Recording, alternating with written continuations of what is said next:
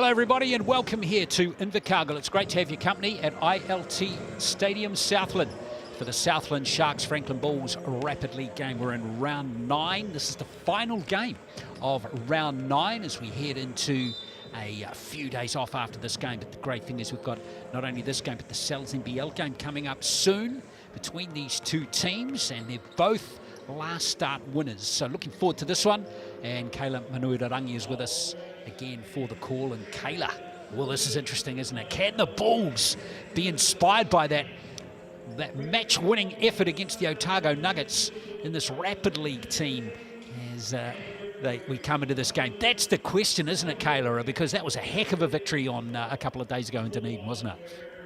Absolutely. So there are the two teams. You've got the Bulls in 8th place at the moment. The Sharks back in 10th. It is quite tight there. Just a couple of wins splitting 7th and 11th at the moment. The Bulls in 4 and 7 at the moment. The Sharks in 3 and 8. So let's see what happens in this game. And some pretty powerful lineups have been named by both coaches for this particular clash. A couple of changes here to the Bulls lineup with Zion Anderson coming into the starting 5 for this game too. Same with Alice Bicker. So they're getting a bit more height and athleticism out of those two players. Peyton Hughes, Hunter Saville, Harry Kelso are in there again. And so 3 young guards all going for it in the backcourt for the Bulls.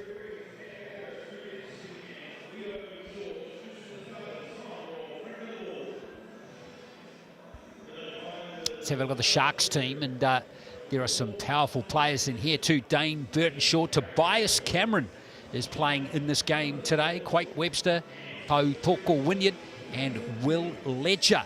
And Tukaha Cooper and Max Darling being listed on the bench for this game. Don't know whether we'll see either of them, but Cooper in particular started all 11 games for the Sharks so far this season, but won't be starting in the NZNBL game today.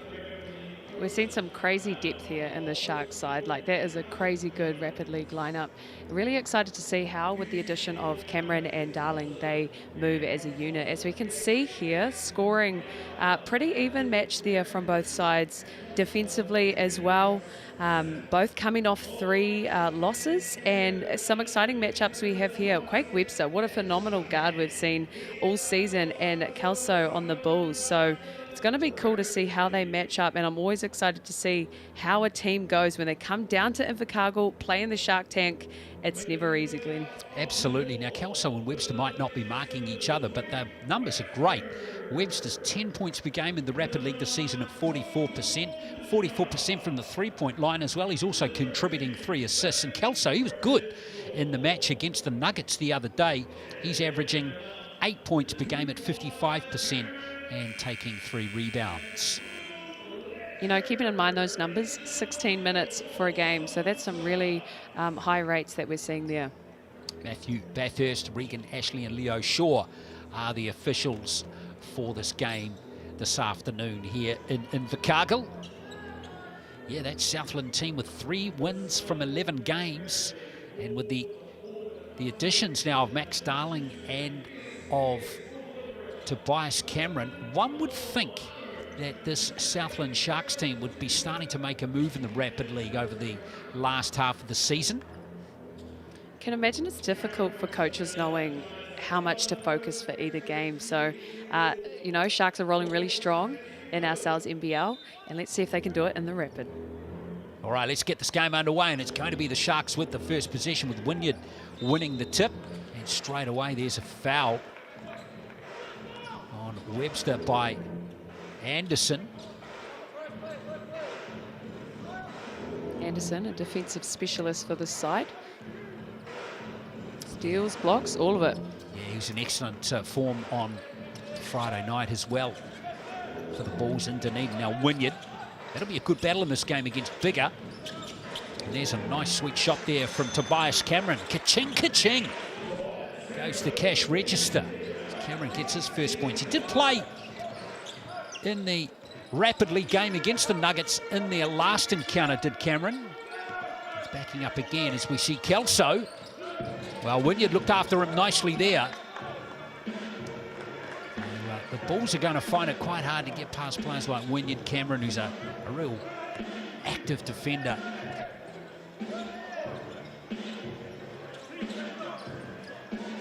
Of course, the other thing is how's the legs on some of these players. That was an energy-sapping game on Friday night. Now, not a lot of minutes played in the NZNBL game by these guys, but still.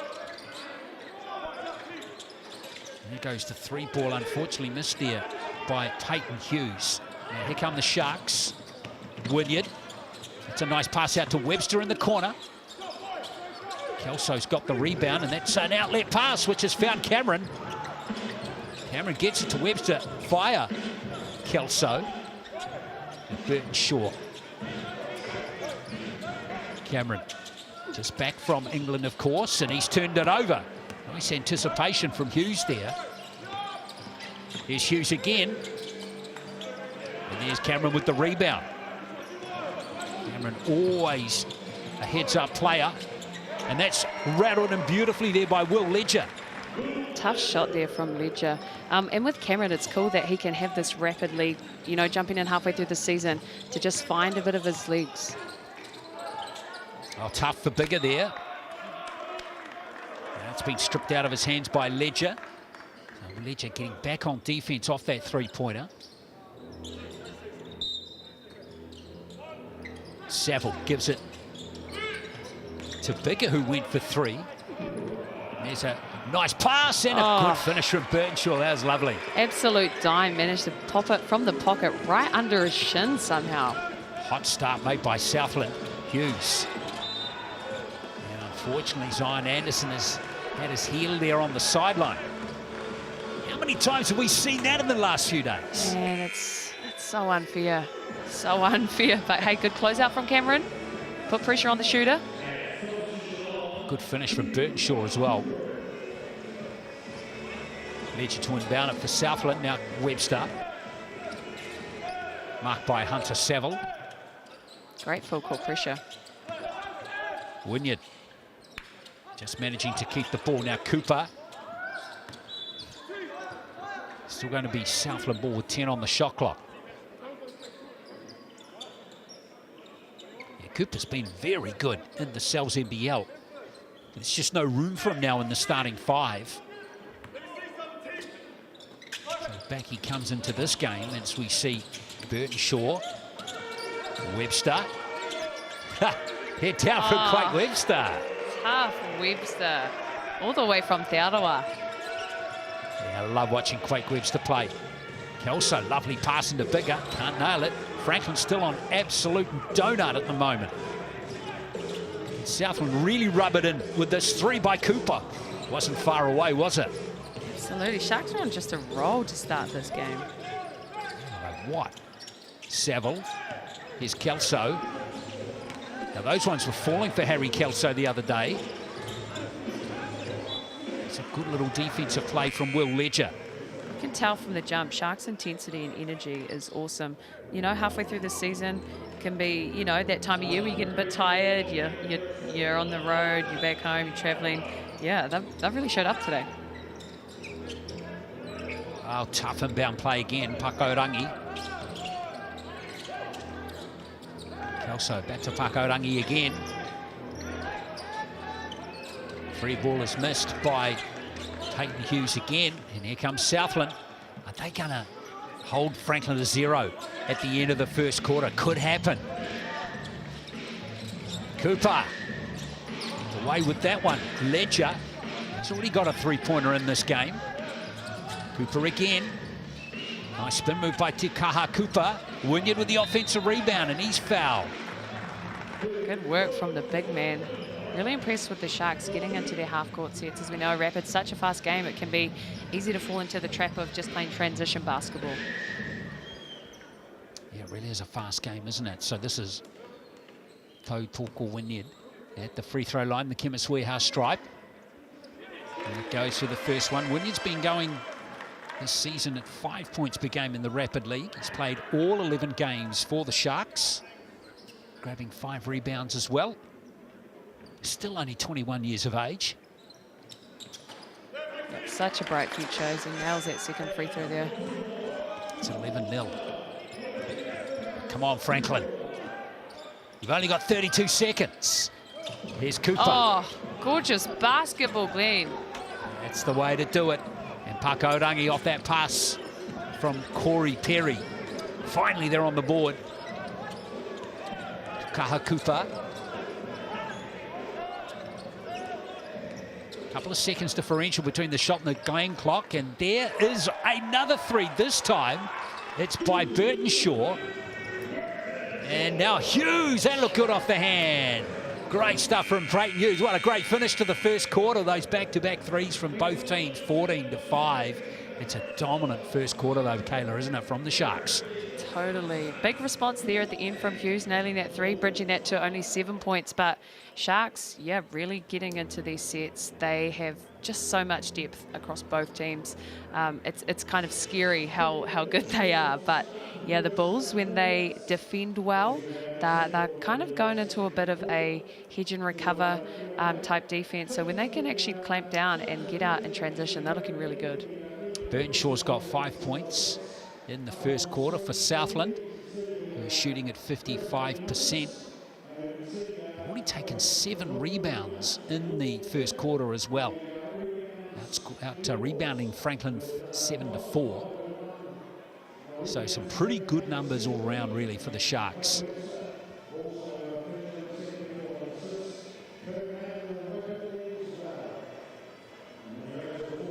Tobias Cameron's his second game back, and yeah, just really commend him.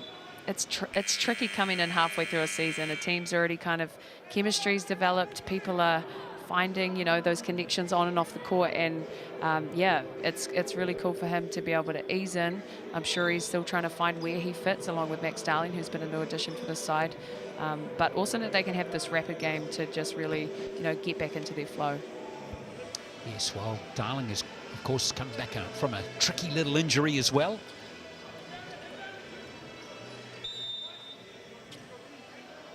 So he only featured for 15 minutes in that last performance in the Cells NBL. Perry gets the second quarter underway. Franklin with the first possession. Wakarangi. Ambitious pass picked up by Ledger. And now here comes Cameron. Nice pass into Burtonshaw. Good hustle there from Wynyard. But it is going to be Bulls possession. Of course, Cameron will enjoy playing against the Bulls today. Played for them last year.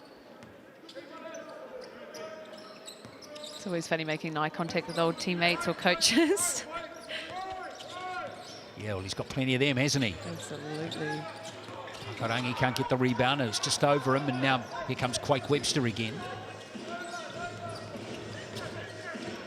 Ledger. Nice behind the back from Perry. Webster with shot clock down to single numbers now. Nice pass into Wynyard. Three ball is missed, and that's a great offensive rebound from Dane Burtonshaw. Burnshaw's been all over it today, and it's cool to see the style of play with the Sharks. They love inside-out basketball. That's something they do. I think the best across the league at trying to find the inside post players, kick it back out, and that's how they get clean looks. And then if not, they've got people right under rebounding like Burtonshaw. Well, Burtonshaw's off to a great start in this game. 3-point play from the Chemist Warehouse stripe is good. He's up to 8 points now. Southland extend their lead to 12. 17 points in 5 minutes of play, Glenn. Yeah, that's pretty good, isn't it? Very. Saville. And it's picked off again by the Sharks. Nice pass to Cameron. Almost got through, but in the end, Corey Perry just got there. Here comes Saville. And Kelso. Now here's Perry again. Hughes. And Wynyard comfortably handling that one. Sharks in comfortably in what looks like a bit of a 2-3 zone.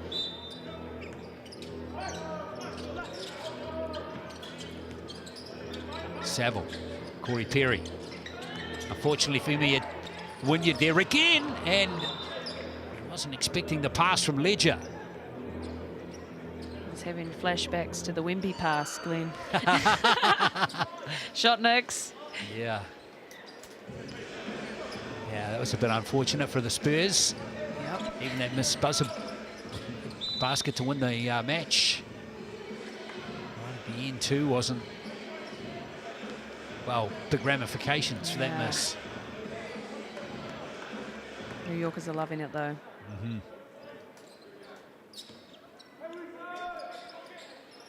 Here's Perry. Saville. Nice finish from Hunter Saville. His first 2 points of the game.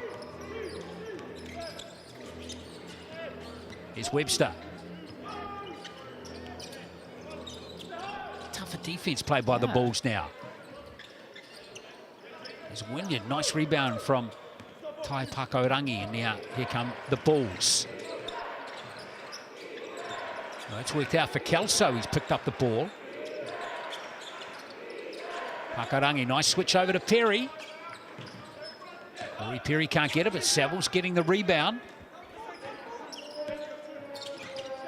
Pakorangi again. Well, another steal. So many steals to Southland in this game, but not retaining that one is Perry. Peyton Hughes, he doesn't miss him when he's that wide open.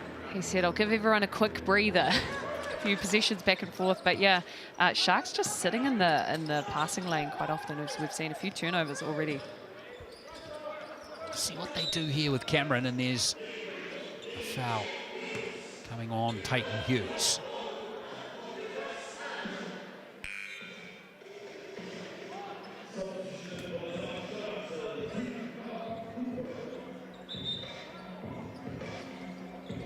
This is nice play from Perry in particular, and a nice rotation out to Peyton Hughes. It's one of those good shot for great shot type passes. Score's really tightened up now, hasn't it? It's pretty free-flowing in that first quarter, okay, wasn't it? Now it's 5-3 to Franklin so far in this quarter. Burtonshaw has been the heaviest scorer in this game. Ledger to Webster. Nice pass into Ledger. That's even better to Wynyard. And there's two more. That's good basketball from the Sharks. That was actually a great defensive set there for the Bulls, but Sharks just punishing them for being over-aggressive. Pakorangi just lost that out of quarter. Was it tipped out by a Sharks player? No, it was the former.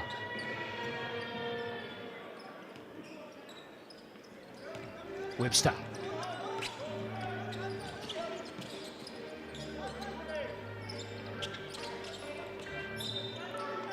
Corey Perry doing a good job.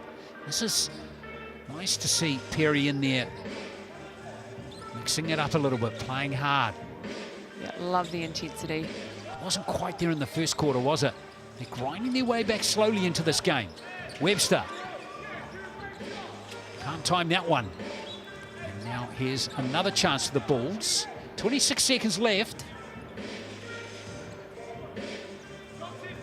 See what they can do here is Saville. They were down by 9 at the end of the first quarter. Still 9 points. Here's Saville again. Perry. Got the tall figure of Ledger there. Pakorangi. And he's not going to get that shot away in time, unfortunately.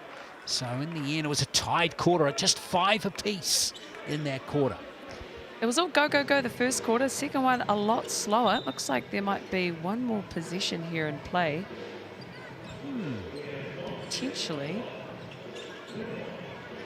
Yeah, the shot clock, yeah, there was a slight differential, wasn't there, between the shot and the game clock. So Southland will use their BNZ player timeout here, you'd think. Advance into the half, perhaps. Maybe they'll just go for a... Maybe Quake Webster's a bit of a quarterback and he can throw it. Yep, he's winding his arm up. So BNZ player timeout called, so they'll have 1 second to do something here, the Sharks. So a chance for you to scan that QR code and get your ticket to the big game, thanks to BNZ. So if you want to come to an NBL game free of charge, just fill out your details after you scan that QR code. Grab your ticket to the big game, thanks to BNZ. Well, the Sharks have got a buzzer beater in them, definitely. Wynyard. Oh, hey, good attempt. Good attempt. It was a nice, don't know if he was the first plan A, but they adjusted pretty well there. The Sharks still got a good shot away. So 19-10, it is at halftime in this Rapid League game. The Sharks with a good lead over the Bulls. And Dane Burtonshaw been the scoring star so far in this game as we check out the Chemist Warehouse stats here, Kayla. He's been outstanding, shooting the ball at 50% so far for 8 points. Yeah, that's tough. 8 points in 8 minutes. It's point a minute. Great job there from Burtonshaw. He's doing it on both ends. Hughes hit some big threes there. Pakorangi as well in Seville. And Wynyard as well. He's been a good presence inside. It's been really cool to see him developing as the season goes by.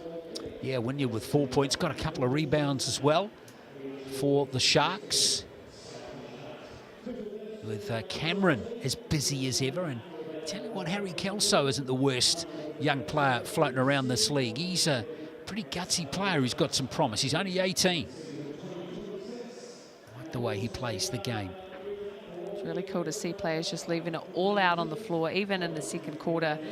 Cameron with 2 assists there, and Wynyard 2 blocks. It's impressive from the young man. Just in that first half. And we've seen quite a few steals and turnovers, which is reflective of the intensity, and I think that really starts. The Bulls are a very aggressive, very jump the lane type defense, and I think it's forcing turnovers for the Sharks, and vice versa in the other end. They're then picking up their defensive intensity. So it's been quite a physical matchup actually this first half, Glenn. Yeah, certainly in the second quarter in particular. So let's see if that trend continues coming into the third quarter here. And reminding you too, at 6 o'clock, we will be having the NZNBL game between these two teams. Southland going for their 9th win in a row. And can the Bulls kick on after that thrilling victory 2 nights ago by just a single point against the Nuggets when Carter Witt nailed the match-winning shot with a second left on the clock?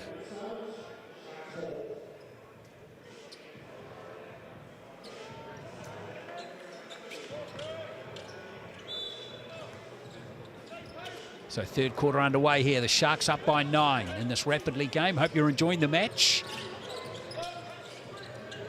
Ledger. Here's Wynyard. Excellent all-round game from him so far. Well, his pass is a bit errant, just as I talked him up. Here comes Hughes. And a third 3 in the game for Peyton Hughes. Why not? Just pick and pop from the top. Hughes hailing all the way from Ngāpuhi. He's one of the best three-point shooters in the Rapid League, and there is Alice Bigger picking up the foul. Won't be a basket that time from Tobias Cameron. That's the worst, though, when you just make it after it actually counts. He probably won't get a 3 in the game now. Here's Burtonshaw. Cameron. Always happens, I'm telling you. Here comes the Bulls again. Can they narrow this gap back to 4, possibly 3 points? Saville, nice into Bigger. And Bigger's picked up a foul off Ledger. Bulls are doing a really good job breaking that 2-3 zone that the Sharks have set up. Running a get screen, allowing that guard to come right into the middle of the key and just opening up that defense. So here's Alice Bigger at the line. A regular starter for the Bulls early in the season. He's now dropping back to being a bench player and a starter here in the Rapid League. The Kiwi-born Aussie big plays in the South East Melbourne Phoenix side in the ANBL. And he got 2 out of 2 there. This is quite a comeback from the Bulls. I mean, that lead was 12 at one point to the Sharks in this game. Webster. In the corner, Burton Shaw, and he's having a lights-out game. He's up to 11 points. Timely 3 from Burton Shaw in the corner. Sharks now pushing that lead. Perry. Nice hands from Hughes. Oh, and it goes again from Peyton Hughes. That's 4 3-pointers. Took nice to him. I tell you what, there's been other games when he gets hot, he goes red hot. And I love when that happens in a rapid game, because then it's like, coach, put him in. Put him in.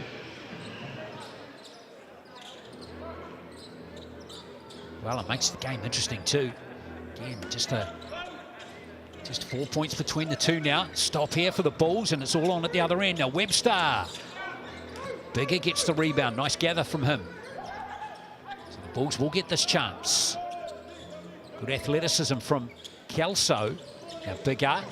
Oh, he just coughed that up to Tobias Cameron, who stole the playbook there, and he could really make them pay here. Kelso with the rebound. Now Perry. In fact, that's Hughes again. There's Perry. Yeah, there's Hughes again. Oh, gee, that wasn't far away. Now Ledger. Hey, when you've hit 4 threes, you've fully got green light to shoot it whenever it touches your hands. Yeah, I'm going to say that Hughes has got another couple of three-pointers at least in him in this game. For sure. Well, speaking of threes, that was a lovely basket there. Who was that? I think, was that Burnshaw again? I think it was Ledger. Ledger, another 3 from him. That was 2 threes now for him. It's that Shaggy here. Here comes Hughes again. Money ball. Oh, I tell you. I'm sorry, I can't call it, but you know the moment his feet are set, he's one of those shooters, when it's released, you know it's going in or not. 15 points for Peyton Hughes, all of them 3-pointers. Pop off, King. Here's Webster, and he just throws it out of court. So where's Peyton Hughes? Southland have got to do a better job on him. Whenever there's a shooter on the floor, it's always high alert. Where are they at all times? If you have to switch, switch, but just awareness, everyone on the floor, where is the shooter? Anderson. Oh, it's gone out, and yes, it is going to be Bulls' possession. A little fortunate to keep the ball there, the visitors. Been a few bodies on the floor this game, Glenn.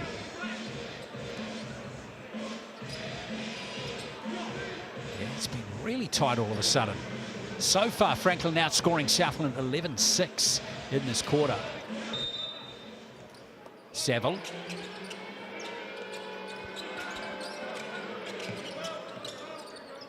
Kelso back to Saville again. Pakorangi.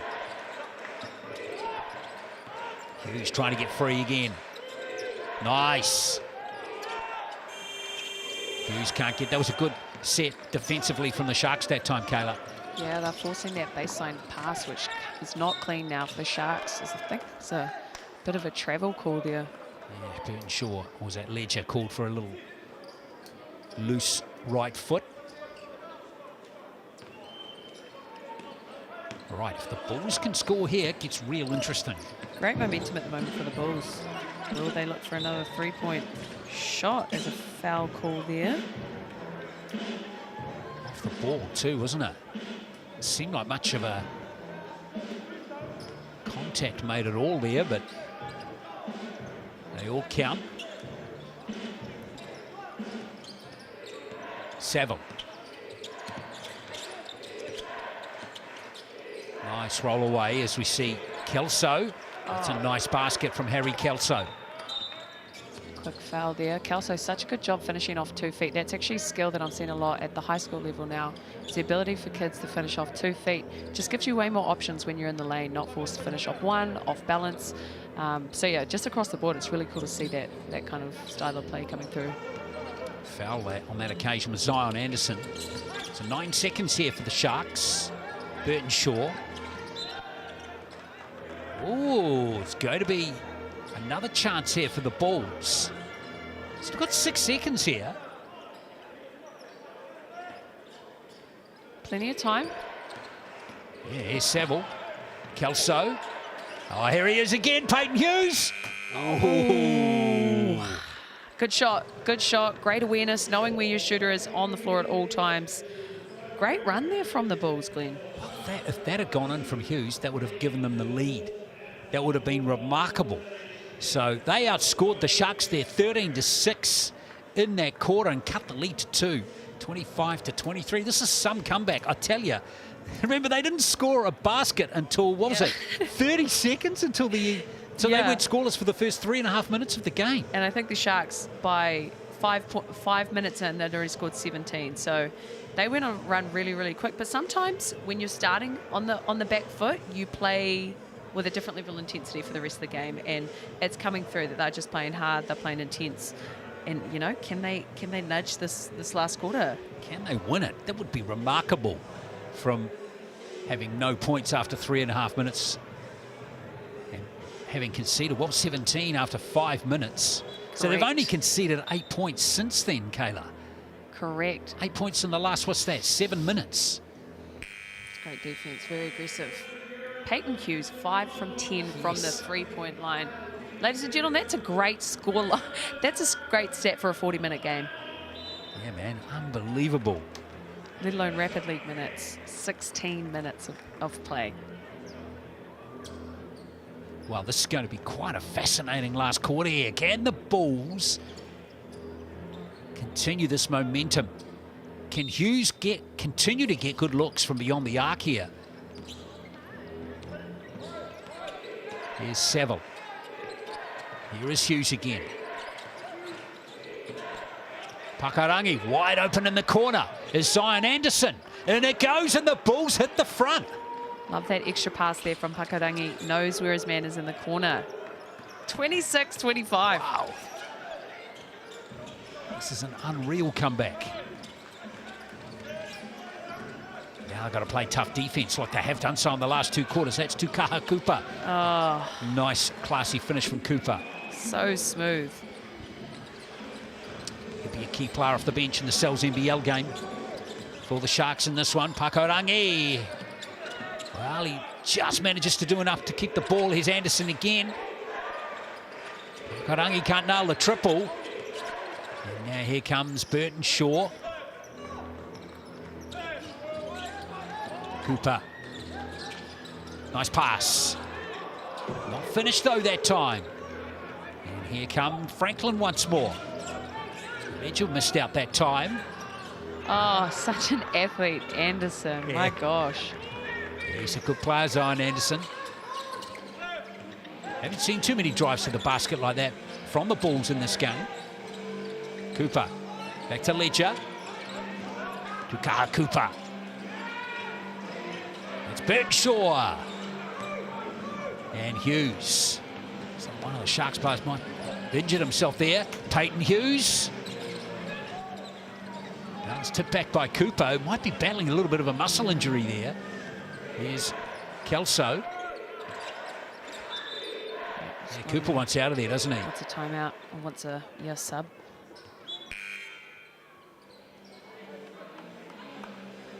Looks like he might have developed a problem with his right leg there. There's that Anderson drive to the basket again. It's a nice finish from him. He's got 5 points in the game. In fact, 7 in the game. Seville. Akarangi again. Yeah, lost out of court that time from Hughes.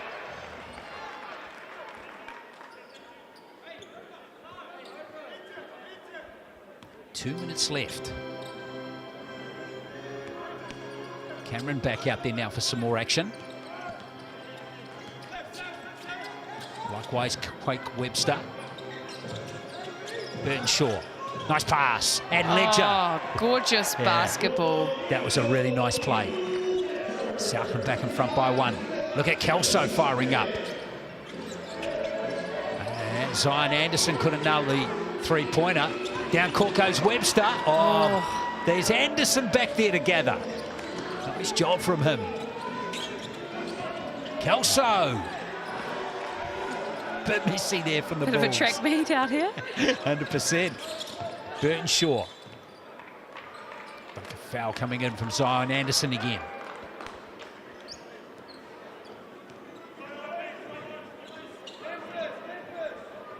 was a very nice pass from Dane Burtonshaw. Those feel good. Oh, it's such a good read. You're just looking for the defense to have 1 second where they've missed their offensive player. Boom.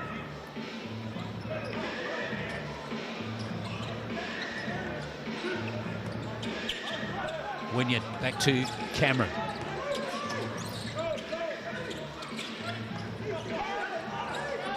Wynyard looking to set Cameron a screen. Quake Webster for 3. And Burtonshaw just salvages it. Webster there to help out. Cameron.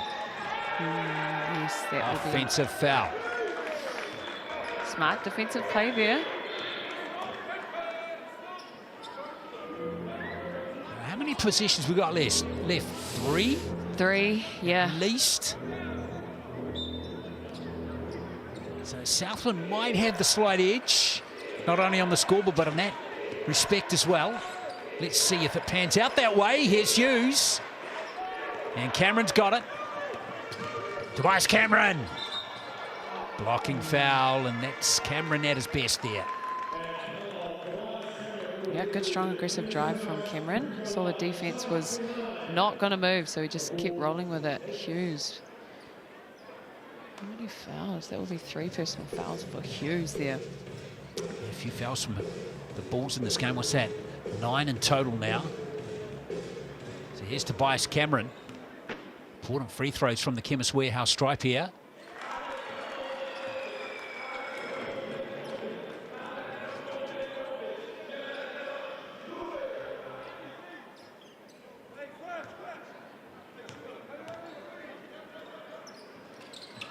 Good stuff from Cameron. Southland a little bit of breathing space with 40 seconds left. Bulls will be wanting an early score. Saville. Saville for 3. Wow, now if Southland can score here, it might just be enough. There's a foul from Hughes up high. Smart foul on the floor. That will mean that's 2 shots now with both teams in the bonus. And Quake Webster, well, he's a good free throw shooter.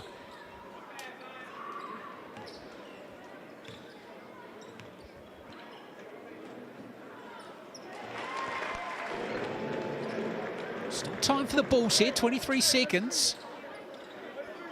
Yes, things will need to go their way now. Get Hughes a clean look. You never know. A 5-point game now with 23 left. Quick 3 required here. Zion Anderson, in fact, takes it all the way almost. Beautifully gathered by Webster. That's excellent work from Quake Webster. Yeah, great ball control. He's just going to hold it, draw the foul. Nice move there from Zion, though. And what about this defense from Wynyard as well here, Kayla? No foul. Yeah, no, that was great. Stayed in his cylinder. But I just love how Anderson doesn't care who he's going up against. He's going to try and jam it, even if it's the biggest dude on the floor.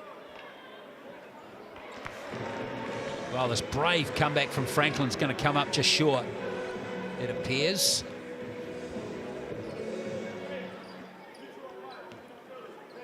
This is Quake Webster at the free throw line again, the Chemist Warehouse stripe. He's got 6 points. BNZ player timeout here called by the Bulls.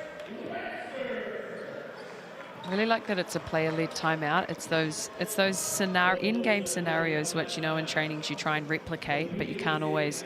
And it's cool for players to, you know, need to talk through different looks, different actions that they want to get. So once again, scan that QR code, get your ticket to the big game. Courtesy of the great investors of New Zealand Basketball, BNZ.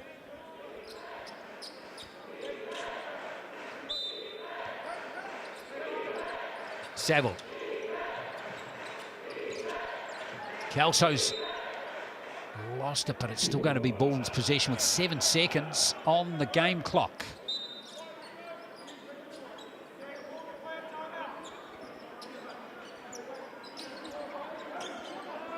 Quick 3 needed now.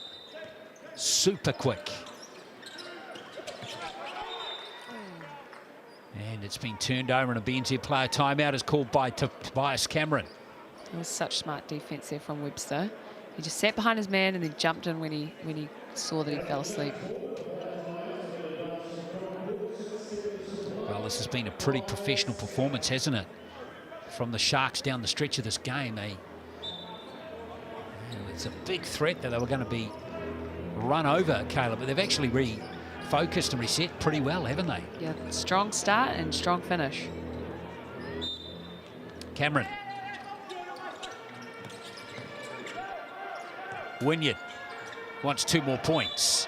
And he won't get them from that, but he might get them from the Chemist Warehouse stripe.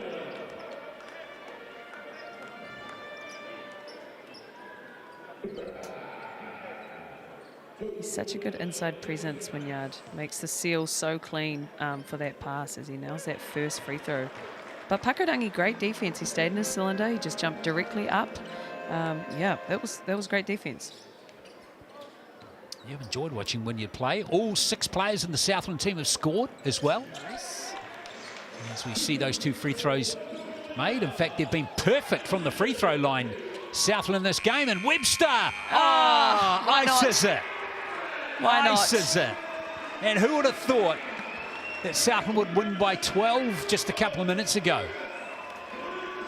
Fantastic finish.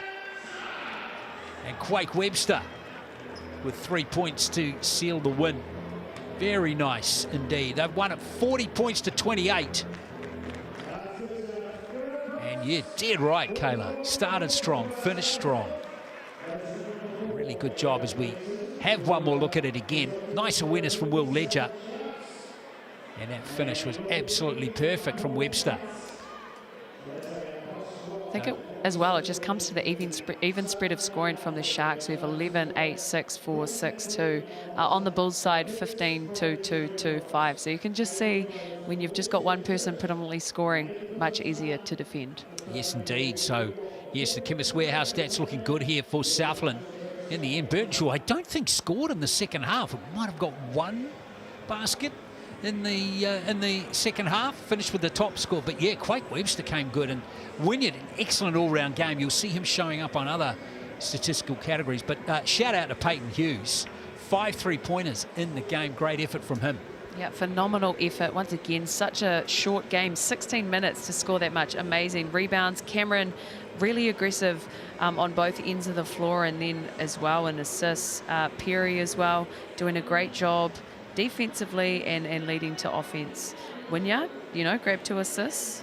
Post can do assists and shoot threes now. So watch the space point guards. As well, he blocks the ball. Too good was Wynyard, and yeah, really excited to watch the space with that, as 4 steals from Ledger and Cameron. It was a physical game. It was quite chippy, and I think that's very reflective in those steals there. Yeah, a lot of turnovers in the game, wasn't there? Now, one more look here at the Webster 3 right at the end of the game. That certainly was a highlight for the end of the game. So there we are, Southland beating Franklin 40 points to 28. I hope you enjoyed that game. Stick around though, we've got the NZNBL game tipping off in just over 17 minutes. We hope you can join us then.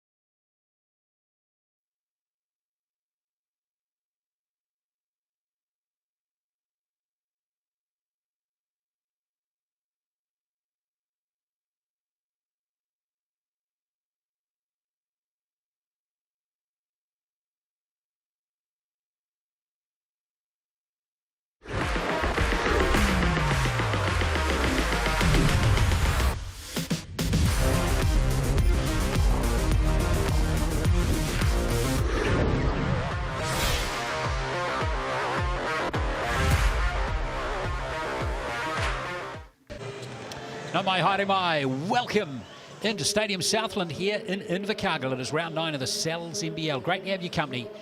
And as we get set for this game between the Southland Sharks, the hottest team in the competition at the moment, against the Franklin Bulls, who are coming off a stunning 1-point win over the Otago Nuggets 2 nights ago in Dunedin, with Carter Witt nailing the match winner in the last second of the game. Brilliant win for the Bulls. Can they kick on, though, against the red-hot Sharks? We're about to find out. Kayla Manui-Darangi is with me, and Kayla, it's going to be tough for the Bulls. I have a suspicion that the class on the other side of the court, this team in orange, is certainly a clip above most of the other teams at the moment in this league.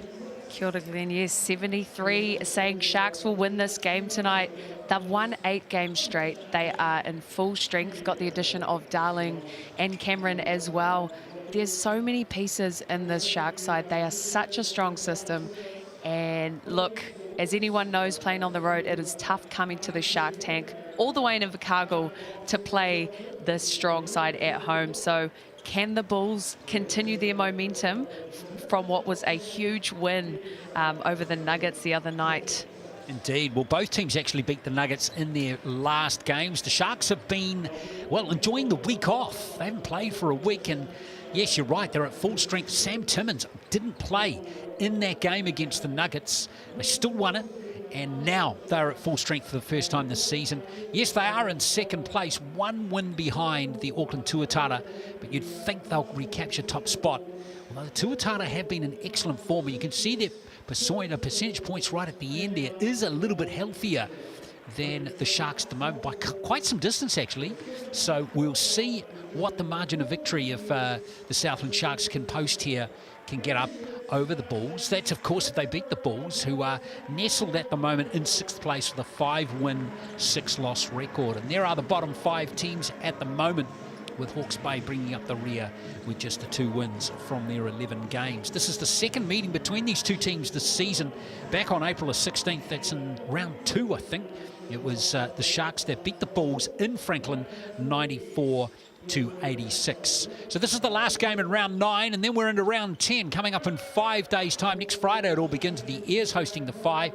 Then we've got 3 games, triple header coming up next Saturday with the Giants, the Hawks and the Nuggets at home in those 3 games. So lots to look forward to. We'll see how the Sharks go away from home in their next couple of matches. But yes, they have been in terrific form. They're going for 9 in a row, and the Bulls, well, they have no change to their starting 5. They've got Carter, Boyd, Witt, Robinson, and Dom Kelman. Porto is very solid in that win over the Nuggets. But of course, the man of the moment, Carter Witt, wonderful match winner against the Nuggets. Let's hear from him now. Carter, welcome to Invercargill. Talk us through the other night. That win in Dunedin, clutch play down the stretch. What does that do for a team, and then how do you roll that into a night like this as well to try and back it up? I think it was big coming into a 2-game weekend. We were trailing the whole game pretty much. Able to steal it at the last minute and, hopefully take that as some momentum coming into tonight's game. Right, well, let's talk about your opponent, the Southland Sharks. Deep, well-balanced, a lot of challenges there, I guess. Talk to us a little bit about what you're trying to do to stop them and, I guess, make it the perfect Southern road trip. Yeah, I mean, I think they're just, like you said, a deep team, a well-balanced team.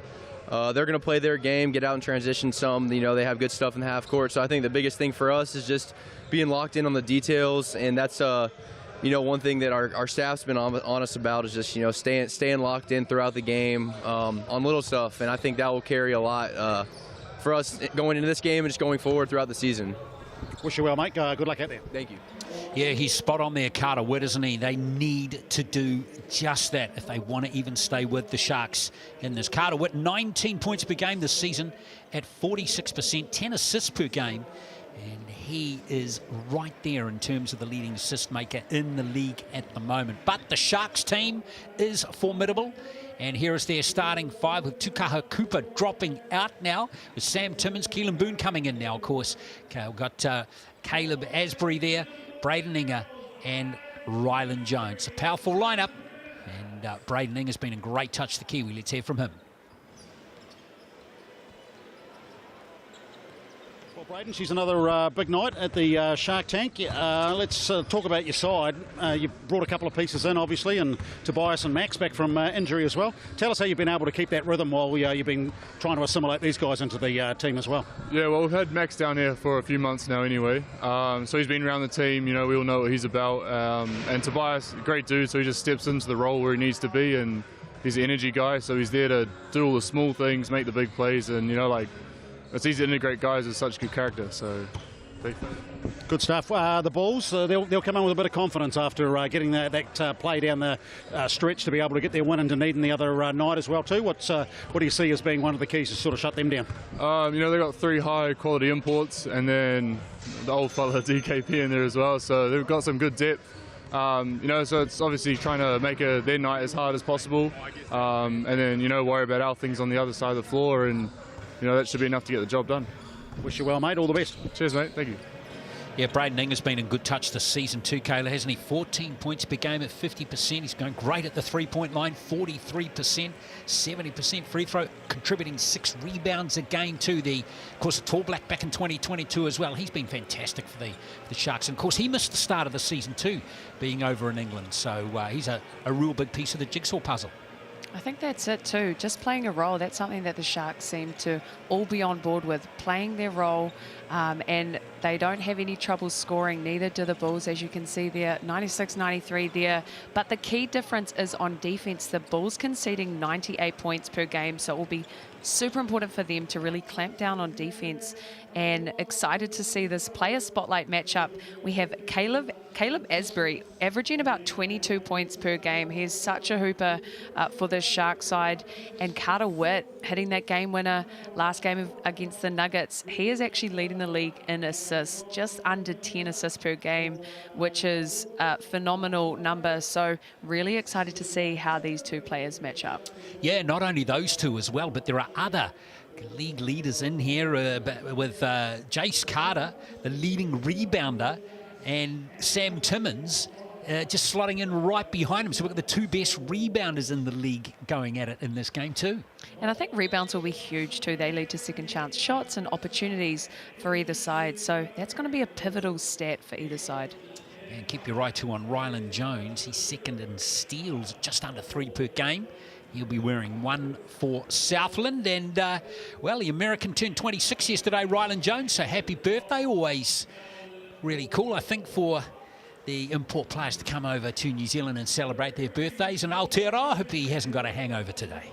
Surely not. Surely you got a good hangi or a good boil up or something for his birthday. But is it oyster season down there at the moment? I don't know. My dad goes down there for oysters, and I just don't get it. I'm just not an oyster girl myself. Well, the Sharks, yeah, they like oysters too, apparently. Shark bait. Exactly. Now, what if John Yim likes oysters? What a fantastic job he's done. Just what a guy. You just look at the camaraderie that the players and the respect that the players have for him. And honestly, the whole community in Invercargill get behind him. I've mentioned this in other broadcasts as well, but it's not often you get an American import coming back to the same team. And not only has one come back, Caleb, but 2 have come back this season, Keelan Boone and Caleb Asbury.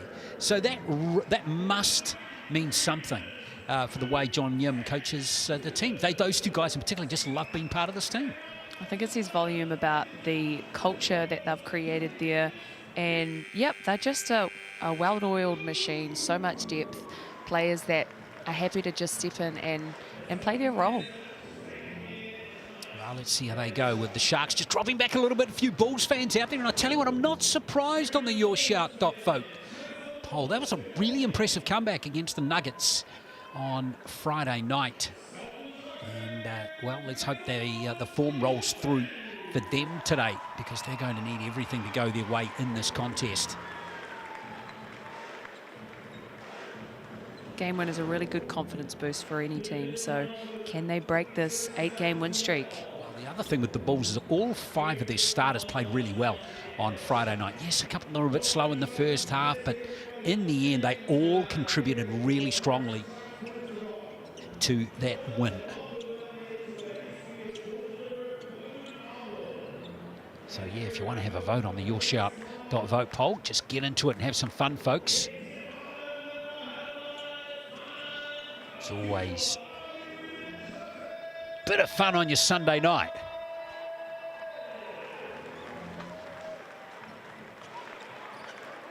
All right, we're underway. And here's Southland with the ball with Caleb Asbury. The Predator with his hands on the ball. Straight away wants to get going, and he does. That wasn't very nice. Just like that, immediately caught it. Asbury, watch the space this game. He is on one. Yeah, he's and look out if he continues in that vein of form. Nice pass to DKP. Can't nail it though. Well looked after by Timmins. And now here comes Jones. Marked by Carter-Witt. That's going to be a heck of a battle. Nice pass from Asbury. Timmins won a good feel of this one against DKP, but kicks it out to Inga. Nice pass from Asbury. Timmins can't finish though, and Carter's got his first board of the game. Dom KP is so strong in the post. Timmins will have a lot of challenge this game, I think, trying to body up him. Carter loose pass. Couldn't get it Robinson, and now Boone. Boone wants to feel it from the three-point line as well. Sharks are 37%. Oh my gosh. Intensity on the other end. Sharks 37% from the 3 as a team on the season. Yeah, that's the best in the league, right? Correct. Well, let's see what the Bulls can do with this one. Here's Witt.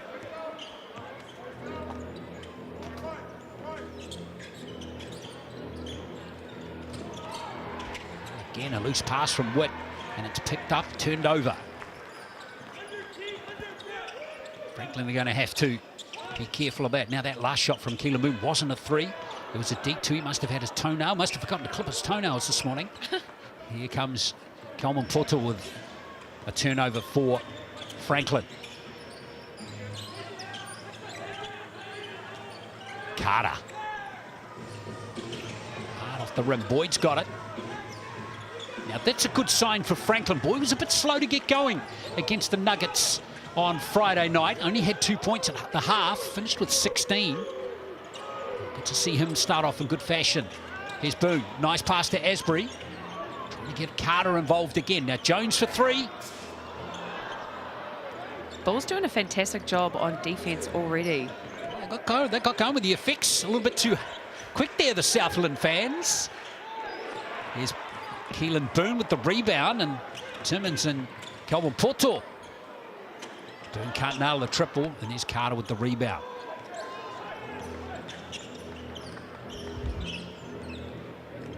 It's a bit loose to start this game, isn't it, Kayla? Very. Here's Calvin Porto. Nice pass. Oh, beautiful finish there. The Franklin Bulls, when they speed teams up, they do really well. And I think Sharks like to slow down. They like to play in their pace. So when they keep this defense up, it makes it really hard for them. Inga. Oh, nice little almost steal. In fact, it is a steal. Good work from Boyd. Now Carter, look out. Carter. And there's the foul from Inga. That is tailor-made for a Showtime play from Jace Carter.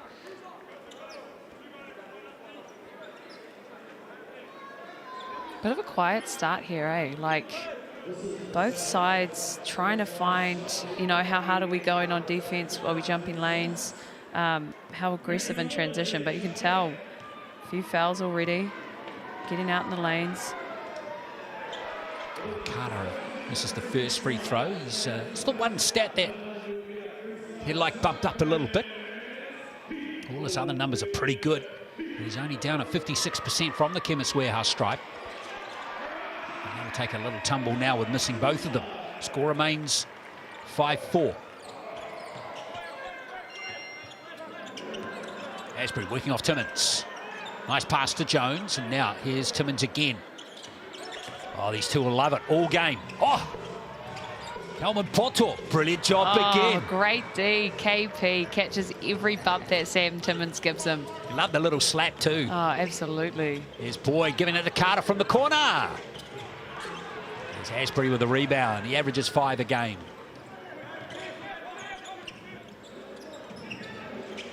Inga. Nice pass into Timmins, but again, little Robinson that time got the hand in there, but Timmins stayed with the play. Bulls really understanding their assignment today, not making anything easy for Timmins inside. His first basket of the game, Sam Timmins. He's been averaging 20 points per game. Here's Boyd. Now Witt. 5 on the shot clock here for Carter Witt. Was well short that time with that running jumper, and Jones picks up the loose ball.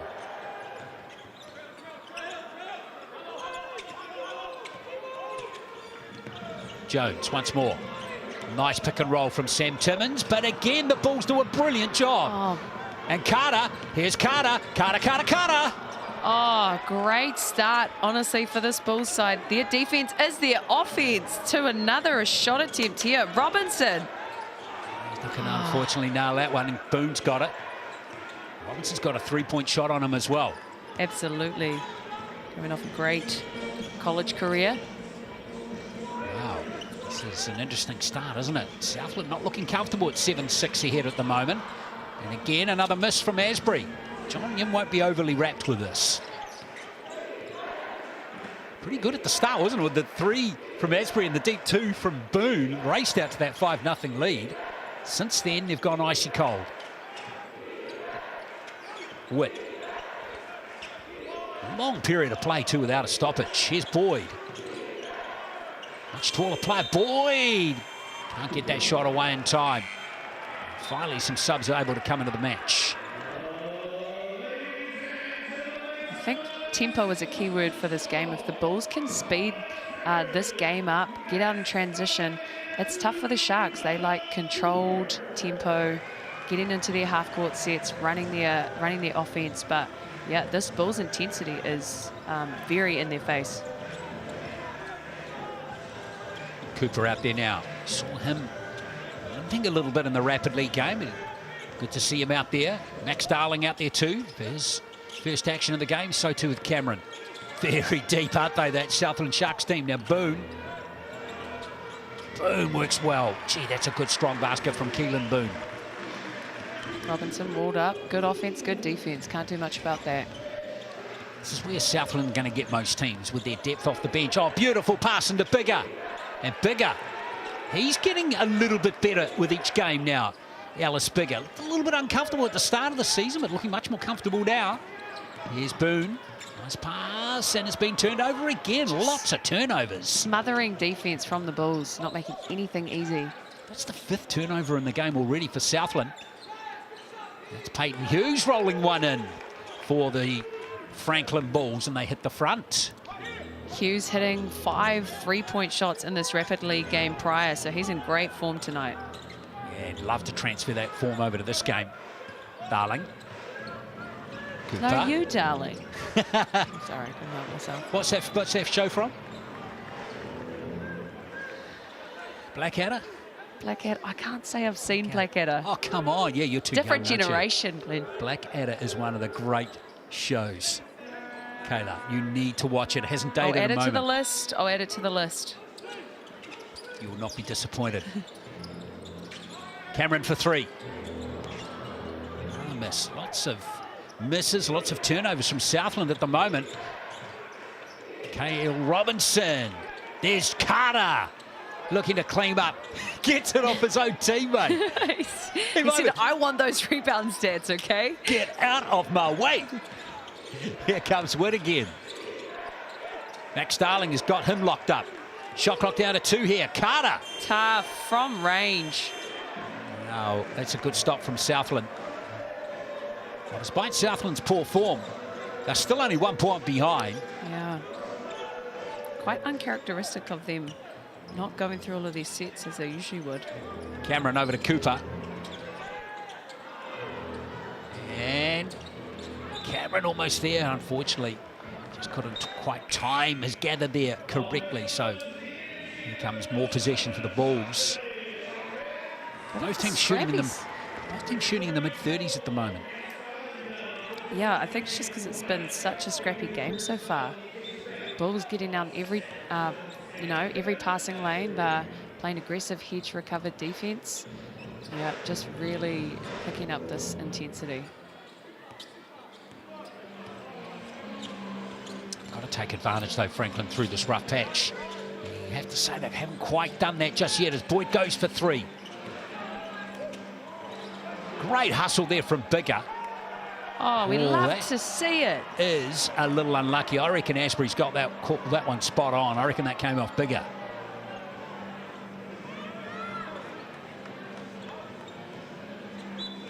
And yeah, they changed the decision.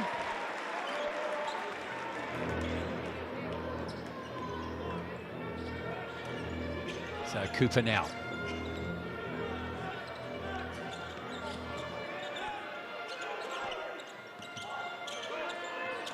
Timmins. That's a little unlucky there for Alice Bigger.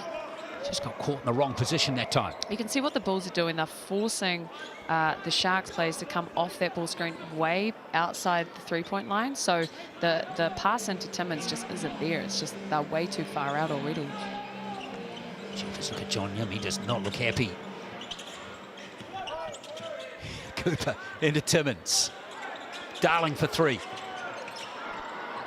And it's been gathered by the Sharks, but then thrown away. Boyd on the run. Boyd. And Cameron took him out there. That went on. Did that go on Boyd? Must have. Well, he's questioning that one.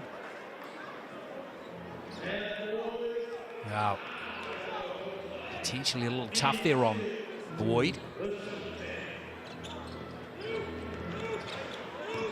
The Sharks again. Pretty clean first quarter too. Southland have given up 1 foul. Franklin 3 is Asbury. Wide open in the corner. Tobias Cameron hits it. Nice job there. Get screens from the side work really well for them, because then it just pulls that defense in, collapses it out for a clean 3-point shot. Nice stuff from Cameron. Finished with 9 points against the Nuggets in his debut for the Sharks last week. Witt, that's a tough basket from him. Well marked by Darling. No space at all for Carter Witt in the game. He's only put up 2 shots in this first quarter. They'll be on high alert on him after his game winner the other day. Fiery pass there from Asbury. Likewise from Timmins. Here's Cooper. And again, the communication between he and Cameron just not quite there on that rebound.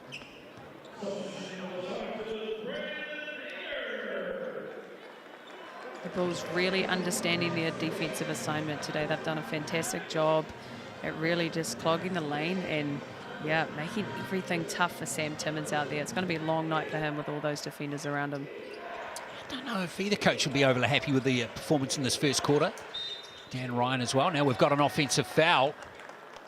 And that one's been called against Jace Carter. Now he has been prone to foul trouble in a lot of games so far this season. And that was the one thing that, or big reason why the Bulls came over the top of the Nuggets. They couldn't, they had all their players in no foul trouble on Friday night. That's going to have to stay the same here. Asbury. Timmins. Oh. Is that on number 4? That foul, that's Boyd. Unlucky. It's a second foul. Foul trouble early in the first. It was a great help side defensive pull from Boyd, though.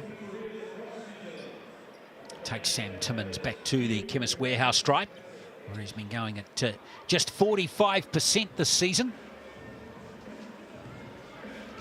Every basket made from the Chemist Warehouse stripe this season contributes to the BBNZ Hoops and Schools program. Got good news if you're from Southland and Otago as well. There we are. If you scan that QR code, you can get all the details. If you're in the Southland and Otago regions, to get Hoops and Schools in your school. Another way to find out is just go to Basketball New Zealand's website. And of course, a great initiative with the support of the Chemist Warehouse.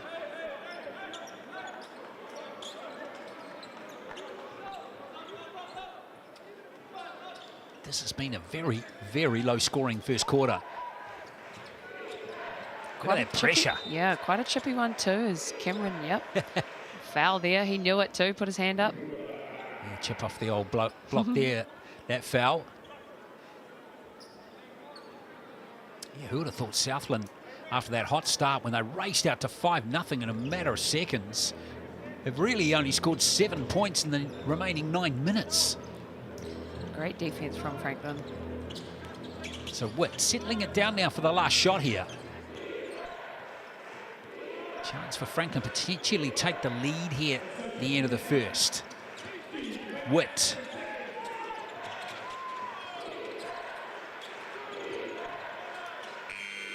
And the shot got away from Carter, but it was no good. So 12-10. It's very low scoring here in Invercargill at the end of the first. Southland in front by 2.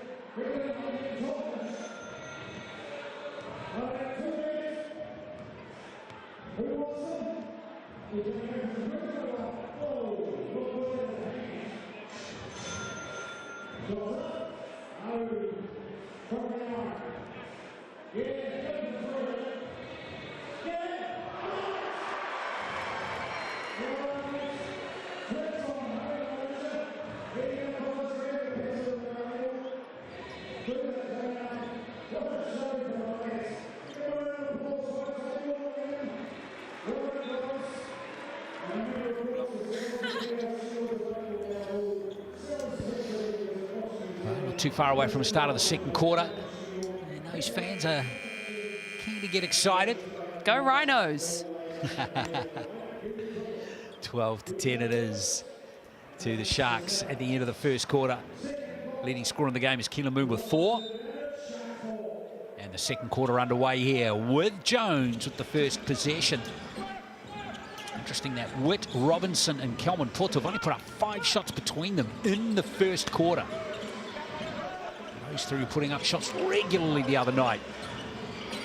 Cameron for 3, and it goes again. Second long ranger from Tobias Cameron. What do you reckon the reason is? And you've been thinking about in the quarter break there, Kayla, as to why we've seen such a low-scoring first quarter? Such a gridlock in the first quarter, and I think this is the nature of the season. When we're coming into the second half, people know scout, and so both teams, I think, have scouted each other so well that they're not getting any easy looks. Both are understanding the assignment, and both are not making it easy for the other team to score.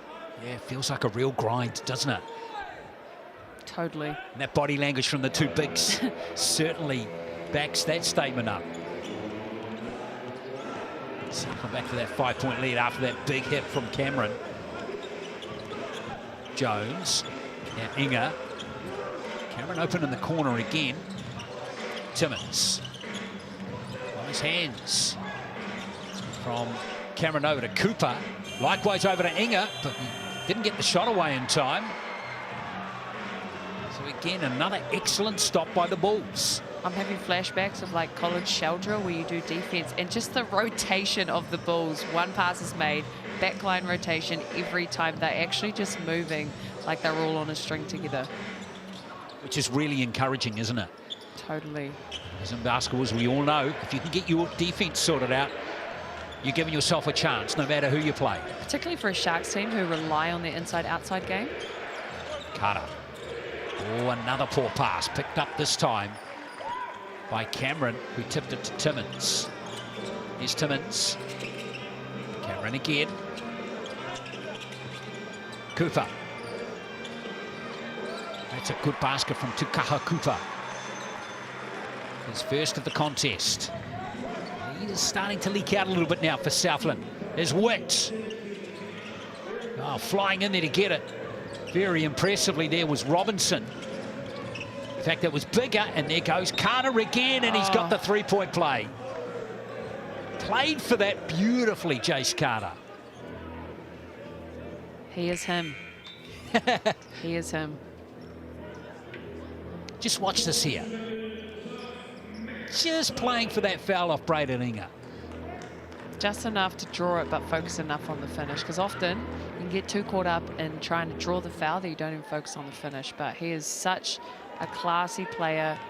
Played G League, played Texas A&M. Like he is the real deal. Can't convert the three-point play though.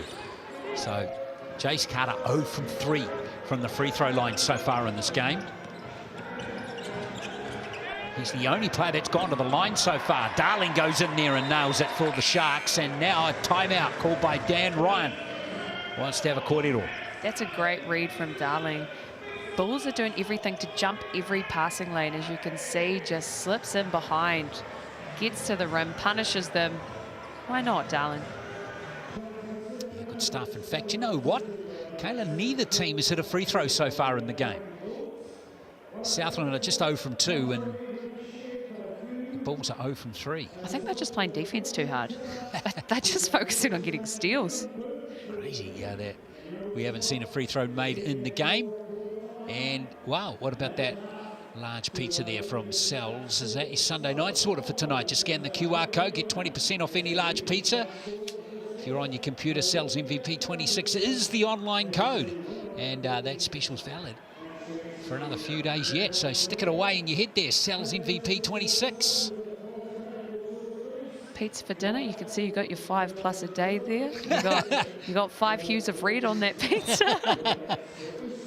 5+ a day. Yeah, there's another way of interpreting it. There's cream, dark cream, red, light red, and orange. There's more than, and there's more than 5 slices. How good.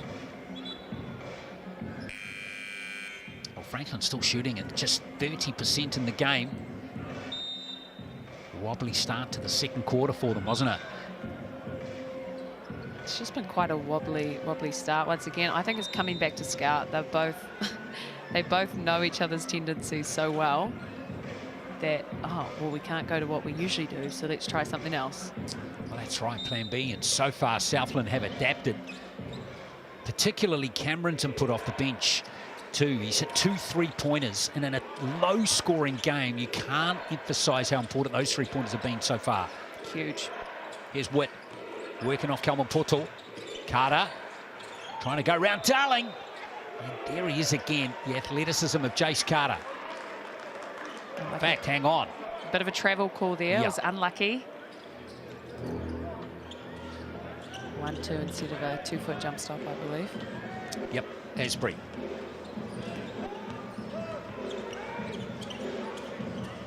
Timmins. Hasn't got the better of Kalman Portal on the post yet. Sam Timmins, and again, oh, that's brilliant. Oh, Tobias Cameron's come to play tonight. Well, what about the implementation of plan B there from Sam Timmins? KP is just doing a fantastic job on defense. Like, nothing is coming to him easy, but, you know, Timmins can drop dimes too. Now, Cameron is making a big play in this contest already for being the MVP. Standing performance off the bench from him so far. He's already matched the 9 points that he got against the Nuggets in his 21 minutes of court time a week ago in this game. And we're only 3 minutes into the second quarter. Here's Carter again. Kalman Portal. Nice pass behind the back there to Witt. Boyd for 3. Again, excellent defense from Southland. And it's Cameron again. Now, he missed that one. There goes Boyd.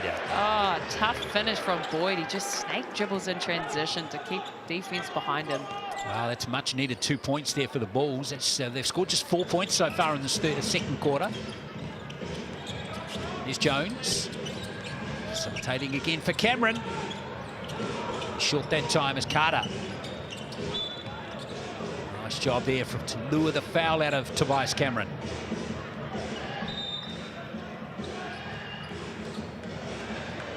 His second foul of the game. I suspect he'll come out of the game pretty fast. We need to keep him pushed. There he is, Cameron. He has been benched. Darling is back out there. Witt. Those are the ones that were falling on Friday night for Carter Witt. I was going to say, it's a bit of deja vu. It's almost like we've seen it before. Yes. Mako Rangi, who's out there now. Witt for 3. Yeah. Oh, you liked that one, didn't you, Kayla? Ooh. No words, Glenn. No words. It was almost a 4-pointer, wasn't it? I reckon we should add 4 pointers. Yeah. No, there's too many lines on the court already. No, for real. Here's Jones. Nice stuff from Rylan Jones. Now it opens up for Asbury. Oh my goodness. Jace Carter. I think he bounced off a mini tramp there. I believe a tramp came out of the hardwood, landed underneath his foot, and he jumped about 20 feet high. Where did he come from? My gosh. Looked like quite a sore landing, but both of them are up. Yeah, and John Yim's called a timeout. Just felt like a bit of momentum was coming to the Bulls there, wasn't it? With the 3 to Witt and now the block. Yes, concern on the fans' faces and on the heads as well. I really love that players have been just glued onto his shirt. Someone needs to check the pulse of the guy in the beanie.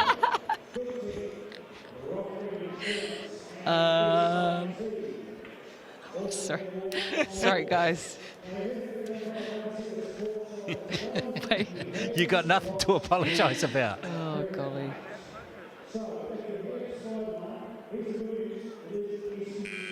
Always love to see a full shark tank. Ooh-ha-ha. Okay. I tell you what, it's all business in that Bulls camp. Absolutely. And it's going to have to be that way the whole way through this game. They know have come down here. They know, everyone knows how hot the Sharks have been. Franklin are locked in. They are. And the number of timeouts that have been called by Coach Jim, it shows that he's not too happy with how they're rolling at the moment. So far, the Sharks have been the better team, though, as we see Max Darling. Great job from Darling. That's a lovely finish. Bit of a lost art of the little Kareem sky hook there. Darling with 2 good baskets in the game now. He's got 4 points. Nice pass. Oh. And that's a very good finish there from Alice Bigger. Lost it initially, but recovered beautifully. Yeah, beautiful done there from Robinson as he saw the defense fall asleep for that half second. Oh, Bigger lucky not to be called for the foul there. It's just been thrown out of court. Connection not happening that time between Timmins and Asbury. Bulls are just making any ball screen so hard for those Sharks guards at the top. The roll is just not as cleanly open there as it usually would be for them.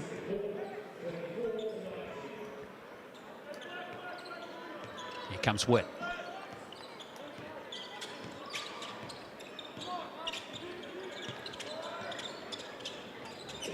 Robinson. Hasn't had any good looks so far in the game. Witt, shot clock down to 7 here for Carter Witt. Boyd. Oh, And in there for the rebound was Bigger, but couldn't get it. Nice tip back there from Tukaha Cooper. Here comes Asbury again. Look out. Caleb Asbury looking mean and hungry and gets the roll off the rim. that was just sheer willpower from Asbury hunting down the rim like he does so well. Back to a 7-point lead. Nice baseline move by Cale Robinson, and there's another foul from, I think, Braden Inga that time. Well, could be his second foul.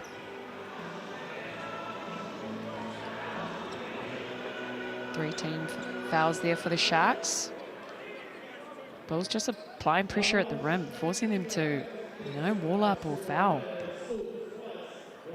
Coach Ryan trying to keep his team pumped up. Cale Robinson at the line. And there we are. That is the Bulls' first successful free throw in the game from the Chemist Warehouse stripe. It's the second to Robinson.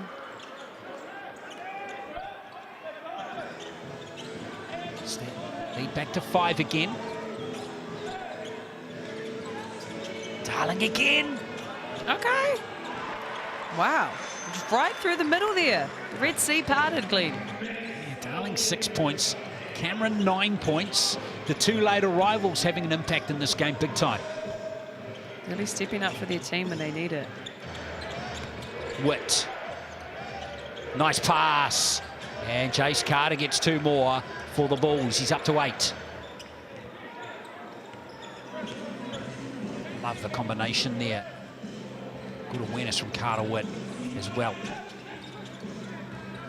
Darling again. Now Cooper.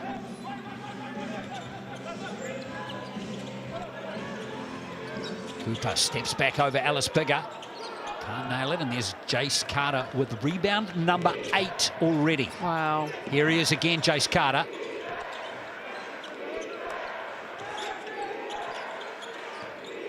Witt. Peyton Hughes. Rebound from Bigger. No foul as the Sharks get away with one there. Now Asbury, good pass from Cooper. Darling. Keelan Boone back out there. Doesn't get the roll, and now Carter with a 9th rebound. Bit of back and forth in the tempo here, getting up and down as Witt would look to just give some composure back to his side. Bulls need a basket here. They're still shooting at 37%. Witt. Oh my goodness, that was even nastier than the first one. Same spot on the floor too. Yeah, I think that defender was just half a yard closer though this time, Kayla. He's so comfortable off the dribble, just skipping into his shot. 6 points as Asbury looks to respond, and he does. And that's what Hoopers do. Step up when their team needs it to push that lead to 5 points, but still neck and neck here, Glenn. Still anyone's game. Witt. Turnaround jumper was tough. And we've got a foul underneath there. Might go on Asbury this one. Yes, it will. Seen a lot of secondary offenses happening. That will be 3 fouls. Asprey checks out. So Timmins is going to come back into the game.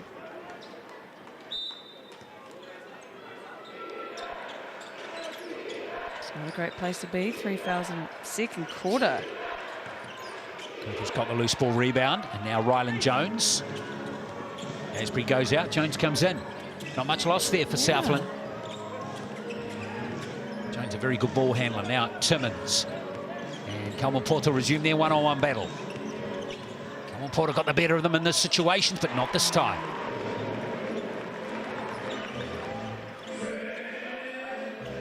Just as you think Franklin make a bit of a run. This was exactly the pattern that unfolded in Dunedin the other night as well. Franklin were 5-7 down for most of the game.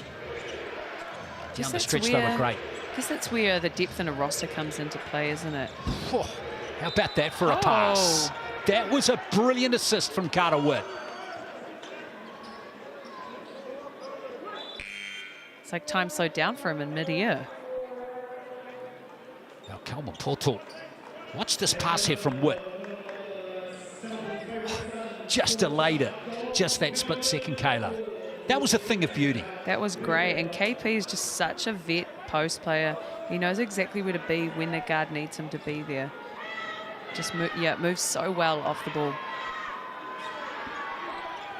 And the three-point play for the Chemist Warehouse stripe is converted from Coleman Porter. He's got 3 points. And back come the Bulls again.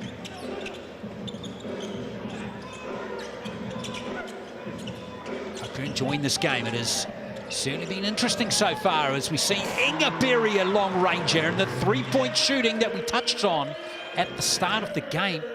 Southland collectively are the leading three-point team in the league. They're starting to be a factor in this game. It's their 5th of the game so far as Coleman Porter. Says Tobias Cameron. Man, why not? Cameron's been such a great spark off the bench for this side. Bringing the energy on both ends of the floor. Boyd comes right back. Totally nullifies that block.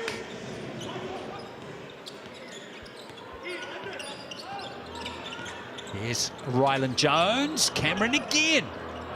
Carter, though, is there to tidy up once more. For the Bulls, they slow it down a little bit too. There's about a 4 or 5 second differential here as we close in on the end of the first half. Witt with 5 on the shot clock. Boyd, around Boone goes. Coleman Porter's got the offensive rebound. The outlet is a beauty to Robinson. And they're not going to get the basket, the Bulls. I would have loved that one. It's not to be, though, as we go to the major break of this game. It's a 5-point game to the Southland Sharks. They are up 36-31. Halftime wrap coming shortly. Stick around.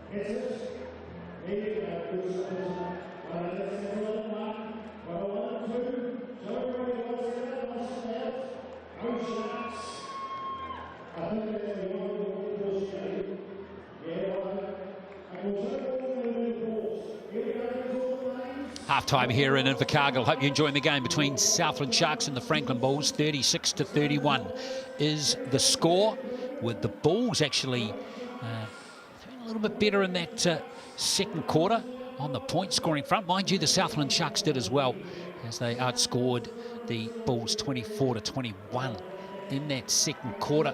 Shooting the ball at 50%, the Southland Sharks, and the three-point shooting has been a big difference between the two as well.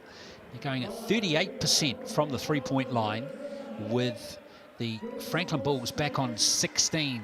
So the Chemist Warehouse stats, Tobias Cameron being brilliant off the bench for Southland in this game so far. He's going at 42%. 6 of those 9 points he scored have been three-pointers. Jace Carter is looking good again for the Bulls, alongside Carter Wood, who hasn't quite had the amount of looks so far that he had in the previous game. But Carter already 10 rebounds.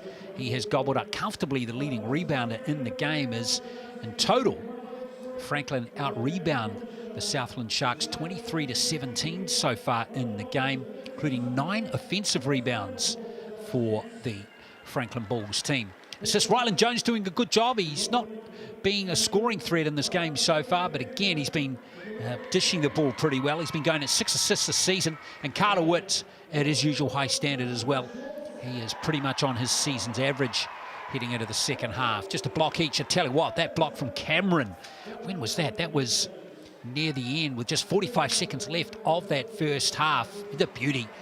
And a lot of turnovers early in this game too, with, in fact, the 7 turnovers to the Bulls and 8 to the Sharks, the majority of them coming in the first quarter. And foul trouble, by the way. We got Caleb Asbury starting the second half on 3, Tobias Cameron on 2 for the Sharks. And we got 2 players on 2 fouls each for the Bulls starting the second half, Jace Carter and Darren Boyd. They're going to have to stay out of foul trouble, because the Bulls will need both those guys on the court down the stretch if they are to come back and worry the Southland Sharks in this game in Invercargill. But there it is, 36-31. It is the Sharks in front, and we'll be back for the second half right after this.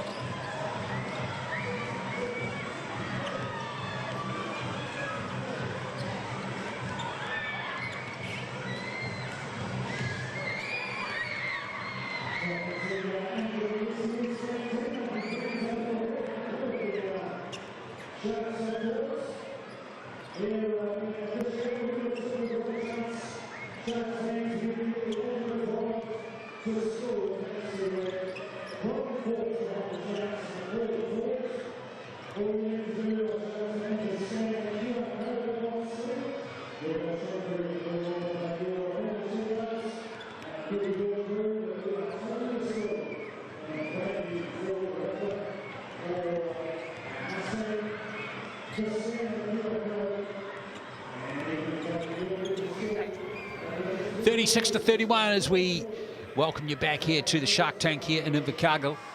And it's 36-31 to the home teams. They chase their 9th win in a row. This is the final game of the 9th round. And just remind you what's at stake here. If Southland win this game, they will join the Tuatara at the top of the table.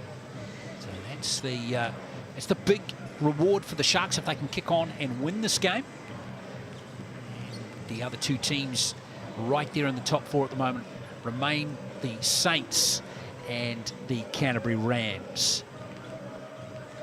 Final game of round 9. Remember, round 10 starts next Friday. First game is Taranaki against Tauranga before a triple header on Saturday. Southland's next game, by the way, folks, is against Nelson away. It's coming up on Saturday, and the Franklin Bulls remain away in their next game. They head up to Hawke's Bay for their next game in round number 10. So just confirming those games coming up. What do you look at? What are you liking in this schedule? Any of those games kind of stick out in particular? I'm from Taranaki, Glenn. Okay, so that one sticks out for you. Bleed gold and black, so Taranaki ears stand out absolutely. Did you win? Did you win? Yeah. I tell you, the game that I'm looking forward to, I always like watching the Hawks.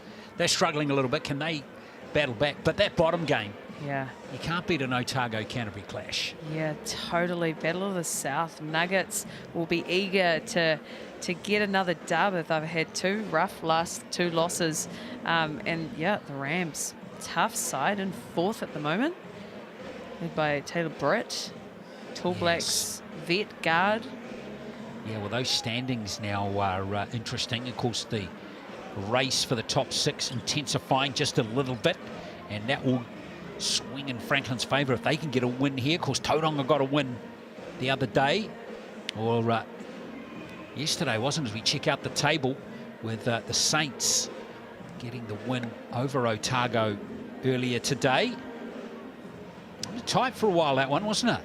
But in the end, Wellington got through 96-90 over the Otago Nuggets in Wellington.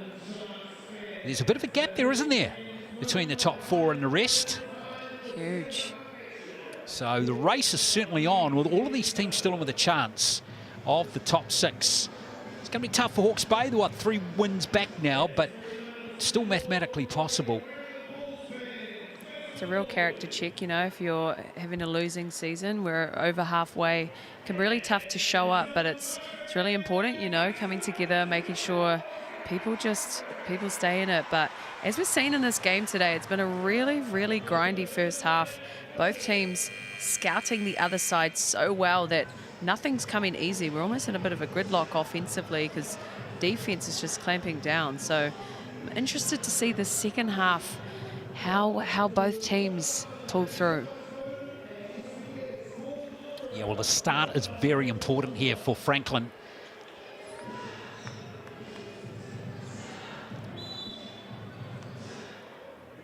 as Carter gets the third quarter underway. Franklin with the first possession.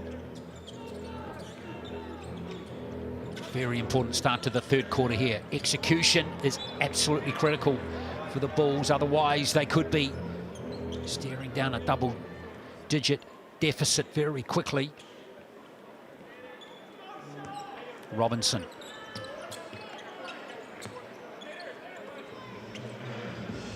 Back to Witt.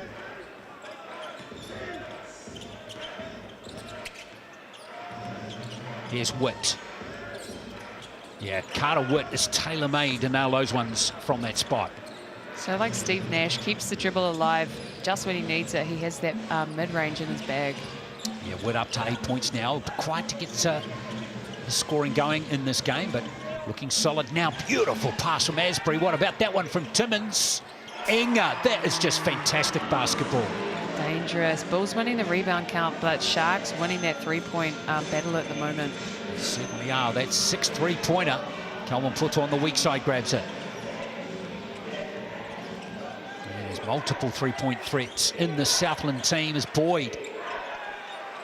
Nice pass. Calvin Puto. I just wonder whether one of them might be pinged for a 3-second violation there. It must have been close. Basket nonetheless. KP just so effective under the basket. Timmins. Okay, PG, he's coming for the point guard spot, Jones. Watch out. Well, that was just too easy for Sam Timmins, but excellent awareness that there was an opportunity there. Witt.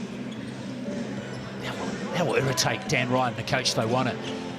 Boyd, beautiful pass. Dime from Boyd, unbelievable. Calvin Puto up to 7 points now. Some pretty tidy baskets from both teams to start the third quarter. I'm guessing the half-court chat was, guys, we need to lock in. Timmins in the post. Look at Dan Ryan on the sideline, classic. So you see Asbury. How many times have we seen him do that? Just that for Southland over the last 2 to 3 years. High off the window, and such a smart finish. He finishes way outside that inner square on the rim. Asbury, the first player to hit double digits in the game. He's out there on 3 fouls, by the way, as well. He goes Witt again with that little floater. That 2-3 zone, he's finding that gap, breaking them apart. Smart player, Carter Witt. He's up to 10 now. Super smart. Well, these two trading baskets to start the third quarter. Seeing full court pressure too. These two teams playing tough in this game. No scoring encounter.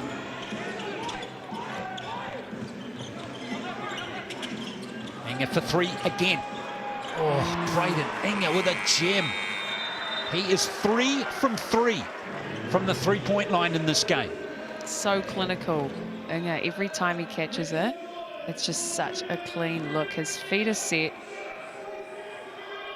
Can't go under any screen when Inga is looking to shoot it. Well, that's 9 points of the game, all of them threes for Braden Inga. And Southland are now 7 from 15 from the three-point line in this game at 46%. Massive percentage advantage over the Bulls, who are on 15. Having made just 2 threes in the game, both to Carter Witt. And remember, both of them we described as nasty threes, right? Yeah, absolutely. Just notice here, the Bulls have attempted 29 free two-pointers, and the Sharks have actually only attempted 19. But the key difference is the number of three-pointers that the Sharks have made. Bulls are also winning the rebound count. So although the Bulls are getting more attempts, those threes are just keeping the Shark side just like nuzzled ahead just then. So 7-point game.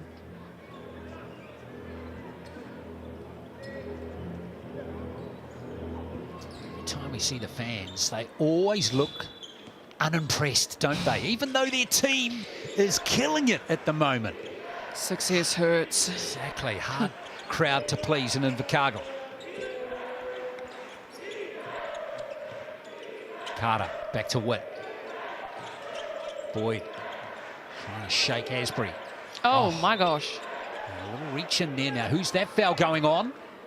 Oh, it's gone on Asbury. That's his fourth. Oh, he's not happy. That will be Asbury to the bench for probably what will be the rest of this quarter. Huge opportunity for the Bulls here to take advantage of this period. Yeah, Tukaha Cooper's going to check into the game. But there it is there. Such a good split there from Boyd.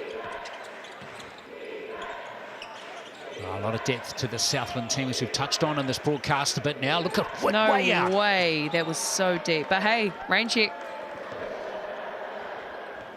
Yeah, again, that's again a tick next to the Southland Sharks defence again, isn't it? Absolutely.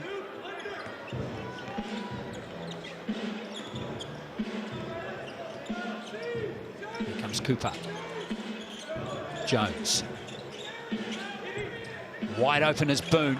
Wide open. Now loose ball's gone to Cale Robinson. Wants to get the intensity up here. Tough. And one. Talk nice to him, Cale. Talk nice to him. That was a tough finish. Just pushed down the lane, was looking for his players, but he said, why not? Let's just go the whole way. That had no right to go in. It did somehow, didn't it? Got a hide on that one. Outstanding touch there from Robinson. Can't get the three-point play to fall from the Chemist Warehouse stripe. Lead still remains 5. Just where we were at half-time. Here's Jones.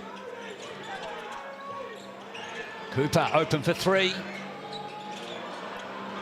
It's tipped back by Timmins. Nice job by the big fella. Timmins marked by Bigger.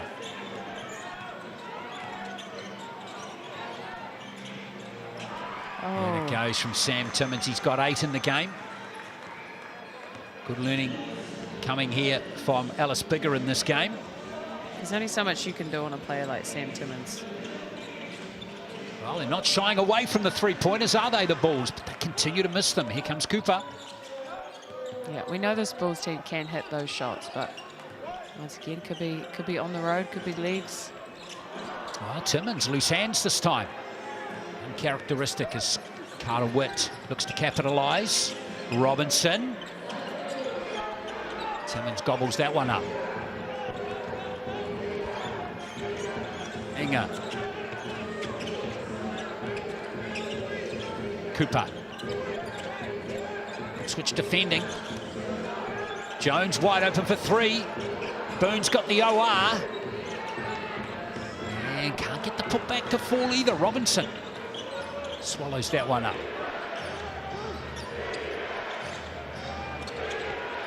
Bulls need something solid now. Just taking some low percentage shots lately, and now there's a steal. Good work by Jones and Boone. He played for the foul there and didn't get it.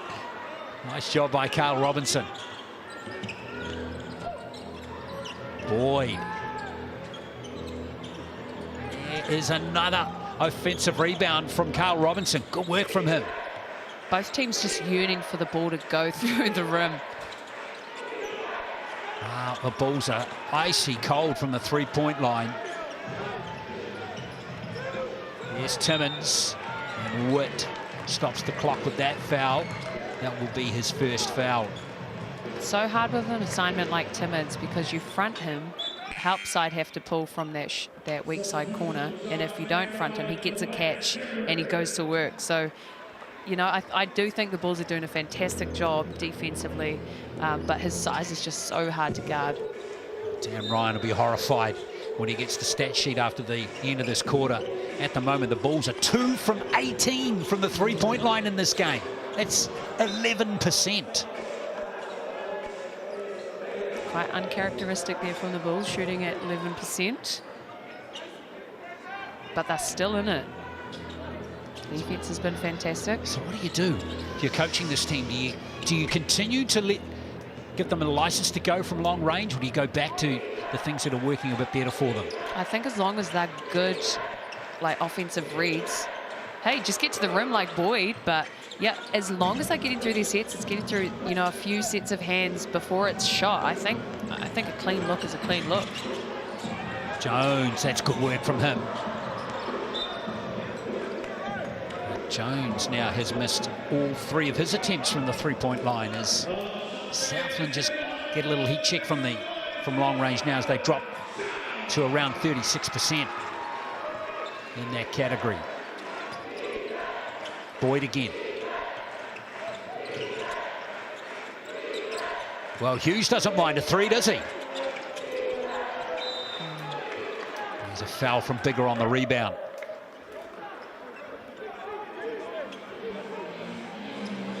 I'm just going to say it. I think Boyd has probably the most dangerous change of pace of any guard in the league. Like, he's...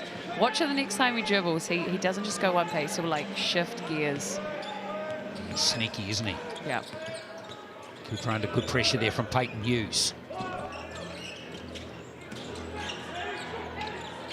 Timmins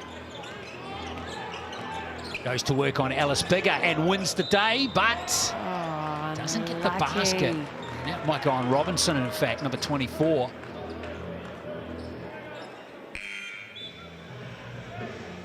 So that'll be just his first foul. Remember, Caleb Asbury is the player out of the game at the moment on 4 fouls. But no one else on 3 in this game. Timmins back to the Chemist Warehouse stripe. Remember, if you want hoops in your school, thanks to the Chemist Warehouse, you could do so, especially when you're in the Southland and Otago regions. Timmins continues to struggle from the Chemist Warehouse stripe this season. With another 2 misses there. He hasn't got a free throw in the game. He's 0 from 4.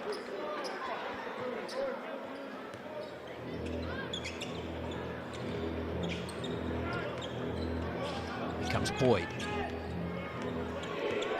13-12. It's another low-scoring quarter in this game. A real dogfight, this one, isn't it?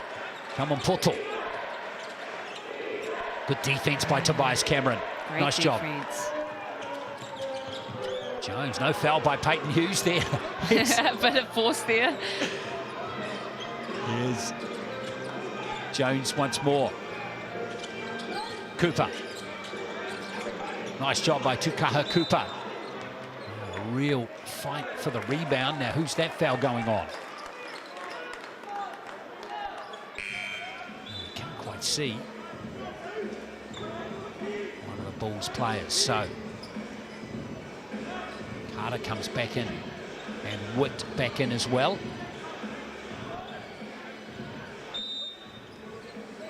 Bulls have done quite well with their rotations in this game. Haven't seen too much of a drop in performance from them. Oh. Cooper. Hughes trying to go to work there on Cooper. Wins the day, Tukaha Cooper. And Sharks haven't had heaps of luck with their offensive sets this game, so they're just going one-on-one post-up options. If there's a smaller guard on them, Cooper's going to work. Timmins, same kind of look. Nice job by Cooper, of course. Different role for him now, dropping out of the starting 5 for the first time this season for this game. Coming off the bench to contribute. He's got 5 points, and that lead out to 9 now. Sometimes it's advantageous being that 6th man. You can see how the game is flowing as that almost gets nailed. Well, hang on. Got a foul against a Southland Sharks player there.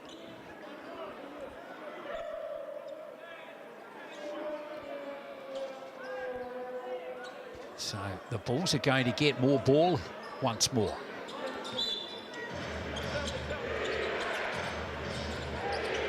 Carter for 3. Another miss from long range. Cooper's got it. Oh, good stuff from Darling. How did he get a shot out there? Pretty incredible. I love the trust that Cooper had in Darling to just, let me just throw it up, man. You'll get it. Jeez, Max Darling did well there. Well, it would have been even better if that had gone in. So there it is. Scan the QR code. There you are. All the details going to be for you once you scan that QR code. If you're in the Southland and Otago regions, thanks to the Chemist Warehouse Hoops and Schools program, all the details are at the Basketball New Zealand website as well. Max Darling at the line here. With 7 points in the game. Make that 8. Now this lead is out to 11 now, Kayla. This is the biggest lead of the game.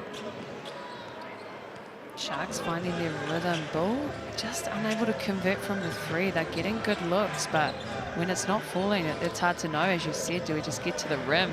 Boyd making the adjustment for his team. That's a tough basket there for Boyd. He's got 10. Yeah, that works. Well, it works better than the three-point attempts at the moment. 2 from 21 in the game for the Bulls at 9%. It's falling. And it's crazy. It's still like anyone's game.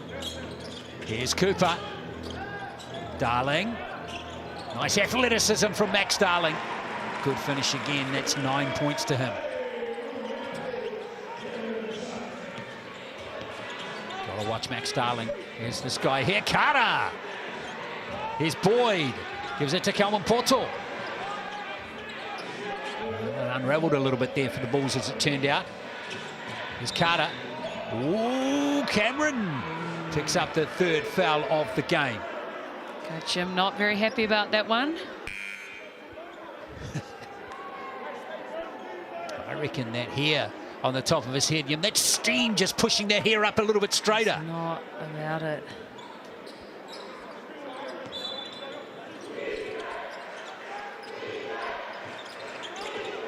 Boyd. Darling's going to pick up that foul, so Franklin going to the bonus now.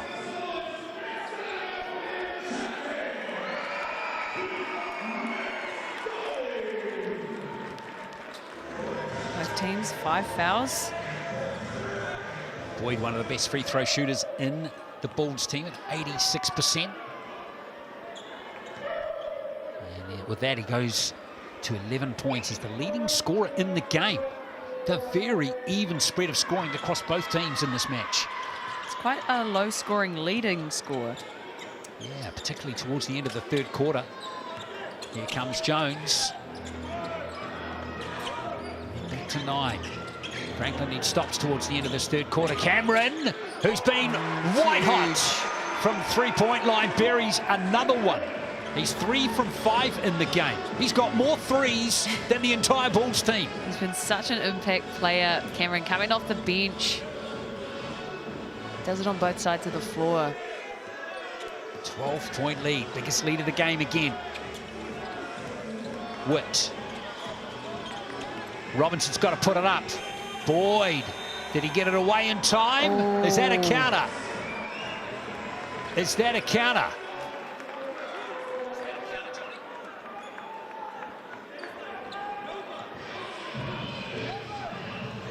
No, it's not a counter. It's a shot clock violation. Here comes Jones. Cooper. It's going to be Bulls ball with 2 seconds on the clock. Perhaps a timeout call. A quick inbound. Well, they're not going to blow their beans here, play a timeout, it seems, either. I'll save it. And Calvin Porter won't get that shot away in time, so that's an excellent back end of that 3rd quarter there from the Southland Sharks as they stretch out to a 12-point lead in the 3rd quarter, outscoring Franklin 23-16 in that 3rd quarter, 59-47 heading into the 4th.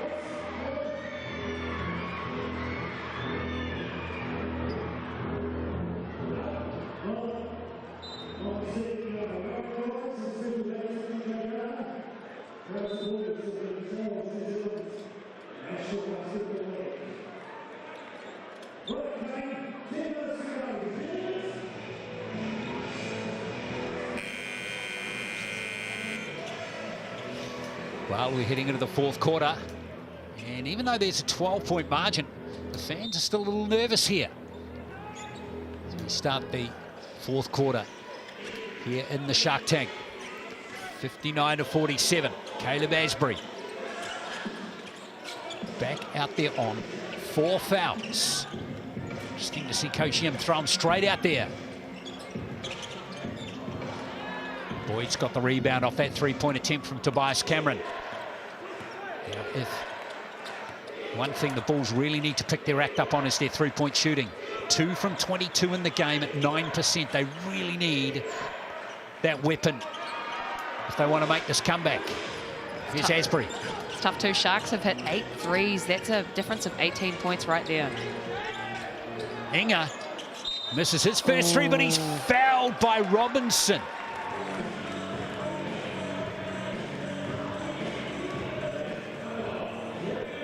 Unfortunately, I think that was one of those fouls where he was just running through, and it was not planned. Well, Braden Inga's threat from outside in this game has been another big highlight. He, like Tobias Cameron, has got more threes in the game than the entire Bulls team. Now that foul was after the shot. Yes. So Asbury.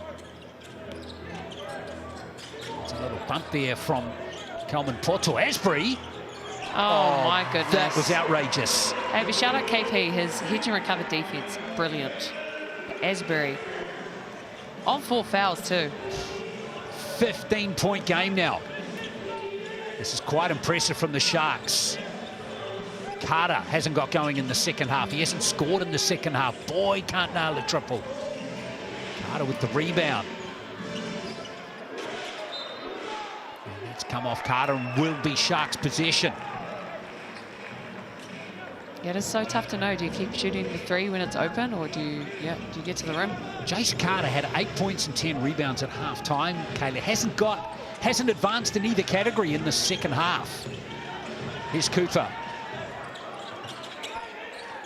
Asbury marked tightly by Carter Witt. Cooper lively off the bench for Southland. 3 on the shot clock. Oh. Tukaha Cooper. My goodness, that was poetry in motion. 10 three-pointers in the game now for the Sharks. That's all the Sharks need. Then they get their confidence back. They got their flow. Carter keeping his team in it. Well, they need stops now to the Bulls. But the Sharks are starting to look menacing. There's a stop. Here comes Boyd. Oh, Boyd!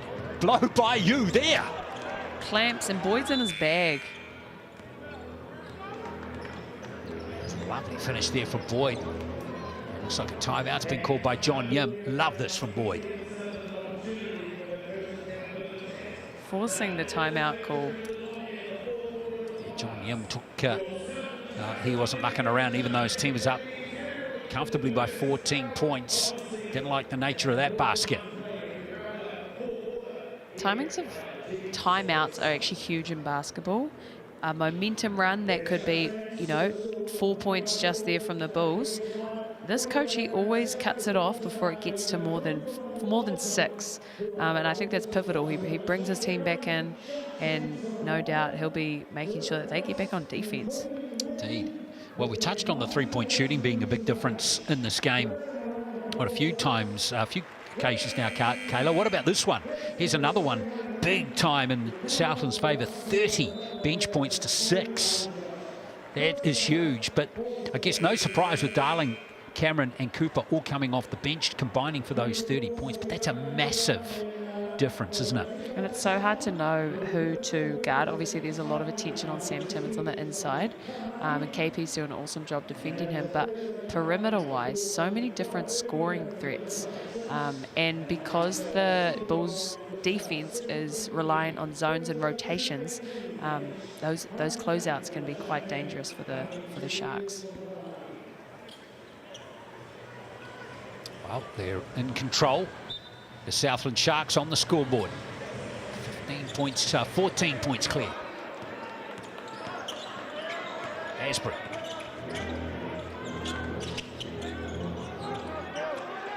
Boone now. Timmins is fouled.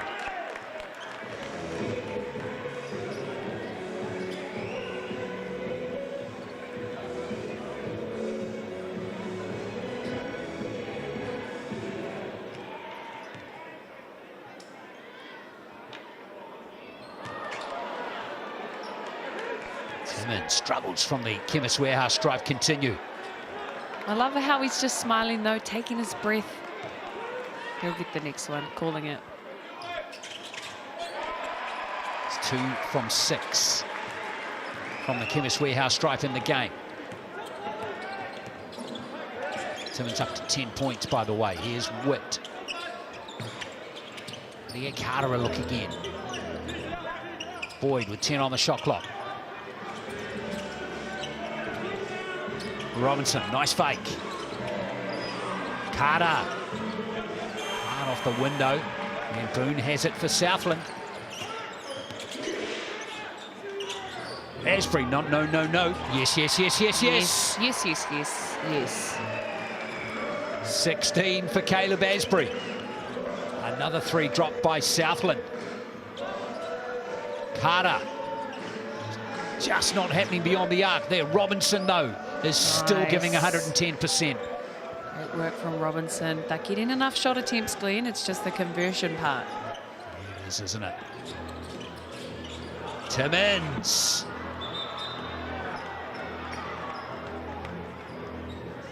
Now, referee pretty quick there, and Carter Witt comes up saying, hey, I reckon I had it.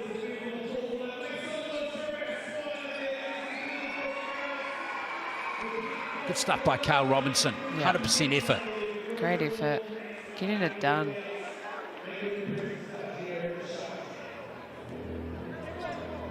Shout out Alec Jones, assistant coach there for the Sharks.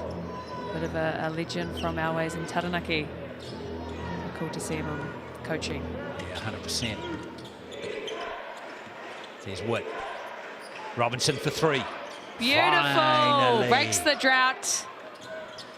Did that actually just happen? Good. Did it just happen, didn't it? Robinson can shoot that thing from range, though. Well, that's the first 3-pointer that Franklin has scored in the second half. Another foul has been called by the officials this time. Goes against Franklin again, and that foul count is looking in Southland's favour, just like the scoreboard. So another chance for you to get all the details if you're in Southland and Otago. Find all about the Hoops and Schools program, sponsored by the Chemist Warehouse. Just scan the QR code or go to Basketball New Zealand's website to find out how you can get involved in the program and get hoops for your school. Remember, every free throw made in the Cells NBL contributes funds to the BBNZ Hoops and Schools program.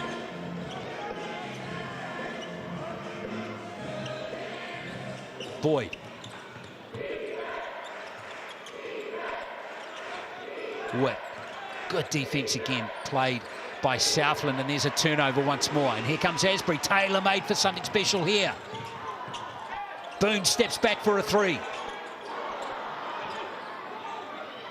Carter, lovely pass. Robinson gives it to Boyd. Robinson for three. Boyd, desperate to keep possession, can't do so. Yes, he can. Great stuff from Darren Boyd. From Boyd. Back and forth, and my goodness. That was a lot of back and forth there. No, but messy in the end, wasn't it? So Southland got to get the ball on the rotation. Love the intensity, though.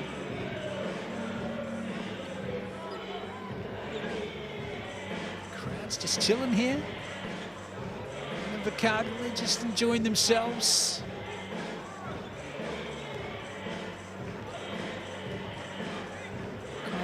Quite similar to the Knicks fans, some may say.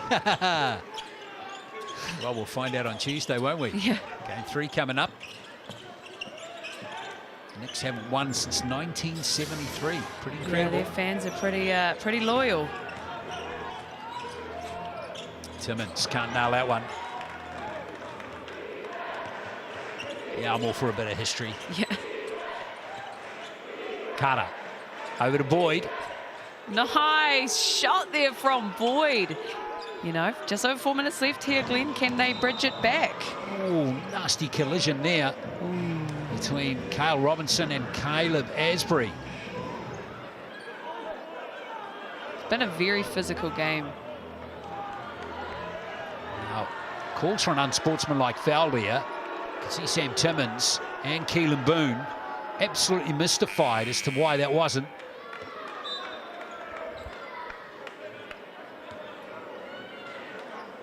Well, hang on. Was that on Asbury? I believe that will be 5 Wow, he's out of the fouls game. on Asbury.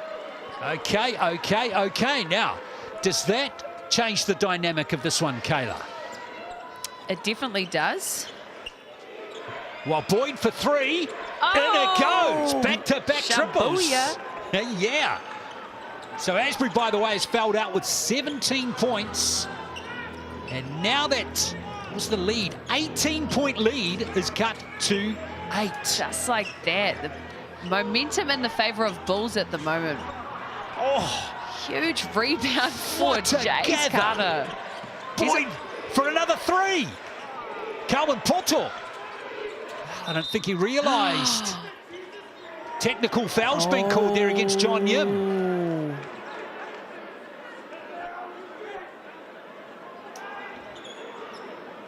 I don't think Calvin Porto had realised that he was wide open just for a putback there. So now things are getting a little bit interesting. Coach Yim not having any of it. I don't think I've seen the Sharks under such pressure for a while now, Glenn. Advantageous position for the Bulls. Asbury on the bench for the rest of the game. They've just hit a few threes. Momentum is in their favour. Boyd hit the technical foul free throw from the Chemist Warehouse stripe as well. 7-0 run here for the Bulls now. Boyd feeling it again. Pop off, King! Pop off! He is him. Wow. This is extraordinary. Huge shot there. No way. 4 points in it now, Glenn. This is incredible. What a comeback here from the Bulls. And this has all happened since Asbury checked out what felt like 10 seconds ago. Oh. Jones with 5 on the shot clock. Beautiful play from Ryland Jones. Oh, man. A timely and one shot there for Jones. Far out. I don't know how he finished that, but he got in the lane, managed to craft his way through. He will go to the line for one free throw, should I say. Kayla, those are his first points in the game. Good players, they might go on a quiet spell, but they step up when it matters, and he knows his team needs him now more than ever. Especially with Asbury out of the game. Completes the three-point play. Southland stopped that scoring run, which was 10 by the Bulls. Took something special to stop the run too. Here's Witt, Kelman Porto. 3 minutes to go. Boyd. 8 on the shot clock for Kelman Porto. Ooh, just too much traffic there from KP, forcing that action. The time is in the favor of the Sharks. Sharks. You'd think they might hit the reset button nicely here. 7 on the shot clock for Jones. Oh! That would have been amazing from Cameron, but it wasn't. There comes Carter Witt. Whoa, not often you see him just lose control of possession. Every possession counts so much now. 7 points. Well, the Sharks have got over that little hump, haven't they? Yeah.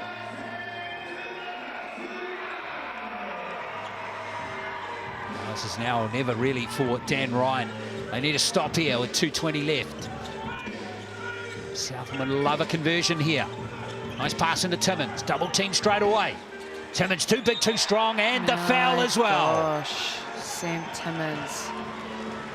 He's not MVP contention for no reasons. Timmins, I must say the Bulls' defense has been actually incredible, but it's just so hard. Someone like Timmins, how he can just, know where the basket is. Just go to work. Big all arms, of course, but he concedes his third foul timeout called by Dan Ryan. You're right, it's been an impressive performance from the Bulls on defense, given they came into this game, conceding 90, was it high 90s? Yeah, 10 more points than the Sharks were, so they've done great on that end. Our leading scorer in the game is Boyd with 24. Carter and Witt both have 10 for the Bulls. Jace Carter has 15 rebounds, by the way, now. And for the Sharks, Asbury fouled out, remember, with 17 points. He only had 22 minutes of court time in this game. Been averaging 31 per game up to this point. Timmins has 12. And Cameron has 12 off the bench. He's been invaluable. Yeah, Cameron's been huge. Made an appearance in the Rapid game earlier, so look, he's getting 2 cardio sessions in tonight, put it that way. Absolutely. So Timmins to complete the three-point play from the Chemist Warehouse stripe here. That basket from Sam Timmins was just the ticket that Southland looking to collect. With 2:22 left in this game. In fact, 2:14 now.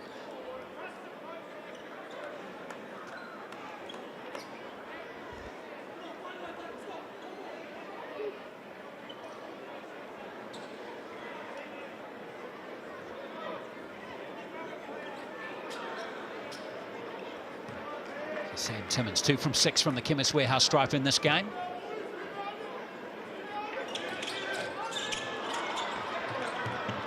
Bulls have it. What are they going to have here? Maybe 3, 4 more possessions? Maybe 6 if they run it a bit quicker in the shot clock. Carter Witt chooses to just call the set play for Boyd. Boyd, tough basket that one. And good stop again by Southland. Nice pass from Jones. Here's Cameron. Massive board from Robinson. A real fight for the ball there. It's such a pride thing as a player when they call tied up ball that you come away with that basketball at the end of it, regardless of if the whistle's been blown or not. Should be Bulls ball on the rotation, shouldn't it? Yeah.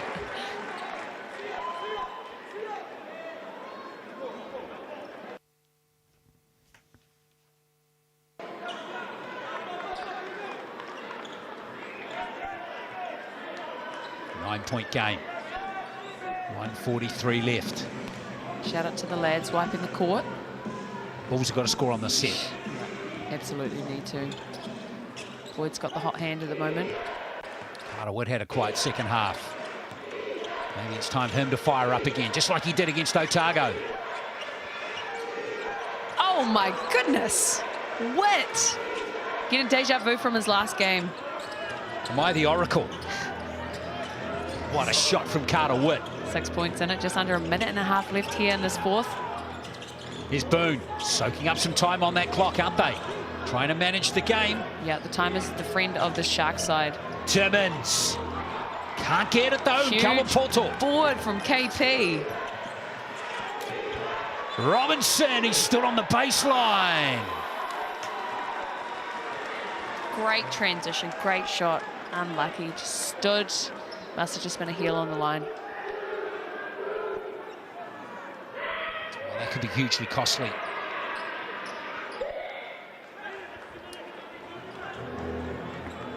Southland have only conceded 1 foul in this quarter as well. That could come into play. Here comes Tobias Cameron. Oh, he's a smart player, isn't he? Very smart. Very smart. One thing that the Camerons, I'm not just talking about Flynn, his bro, I'm talking about Pero, his dad, they just got basketball IQ. Their whole whānau, all the way from Jody. up north. Jace, Keely. All of them. IQ.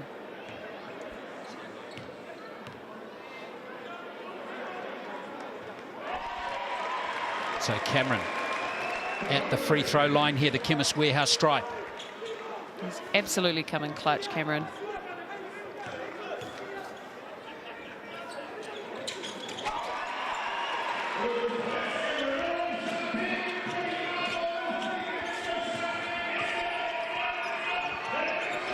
Here's Witt.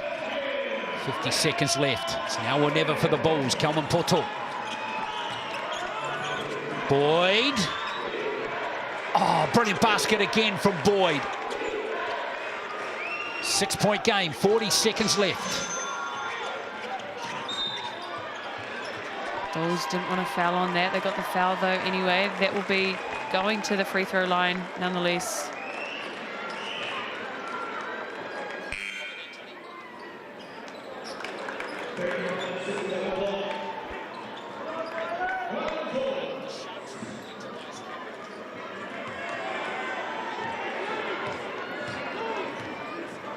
Ryland Jones at the Chemist Warehouse stripe. This will be the 4th point for Ryland Jones, but he's made them count when it mattered most. Coming in clutch. Oh, he has. He's filled the gap that Caleb Asbury's left, hasn't he, once he fouled out. He's 17 points, and, well, it's last chance saloon now for Dan Ryan and the Bulls. Got to be impressed with the way the Sharks eventually just regathered from the ejection there of the 5th foul, rather, of Caleb Asbury, and the technical foul shortly after from John Yim. They looked a little at sea, but they've regathered really well, Kayla. Yeah, I haven't seen the Sharks be so on the back foot with a team in a really long time. So shout out to the Bulls for making them play on the back foot. But depth, it always comes back to depth, in my opinion, for the Shark side. One player has foul trouble, someone else steps up. Someone's not scoring, you've got another couple guys coming off the bench. The addition of Tobias Cameron, he's been massive for this side. Such a spark, he's been all over the floor. Yeah, depth. It's huge. And look, fan base as well. Yeah, they've loved it down here, and they will continue to love it. Here at the Sharks, they are building quite a season.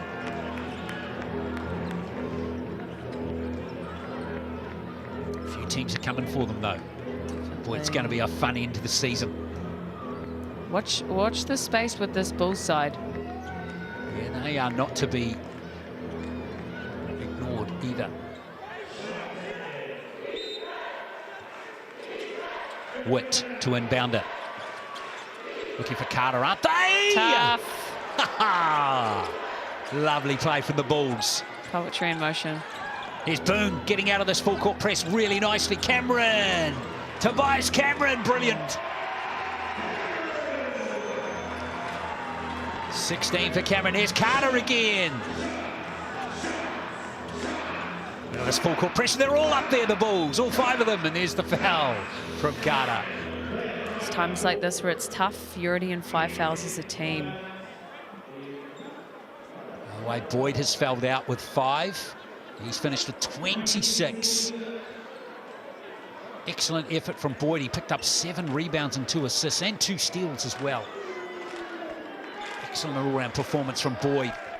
He really rolled his sleeves up in this game. He did, and he stepped up when his team needed him. Nailing those threes. That First shot gets knocked down by Boone. Keelan Boone in the end has had a quiet night on the scoring front. It's all part of the team though. And this is the second. Carter calls the BNZ player timeout with 18 seconds left. Love the way they're playing right to the end here.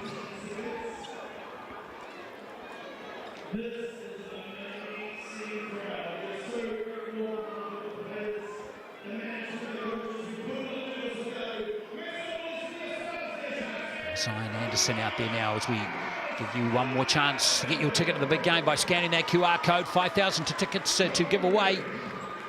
Thanks to BNZ. Register. We'd love to see you at a game. Still plenty more to come through the season. Quick shot required. Quick 3 points here or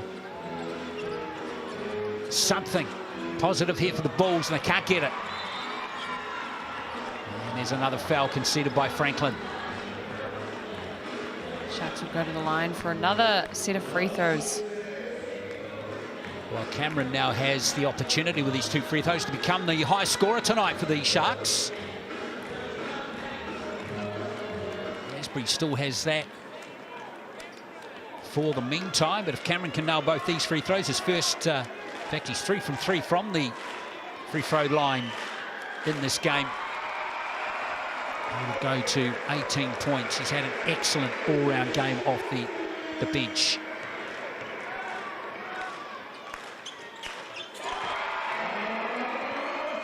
So the Southland Sharks with the steal. Ryland Jones glides down court. Jones, lovely bounce pass there to Inga. 2 more. What a way to finish for the Sharks. 9 in a row has been secured by the Southerners, and they've ended up with an 11-point victory over the Franklin Bulls. Lovely way to finish here. And that just typifies the team ethic and overall cohesiveness of this team.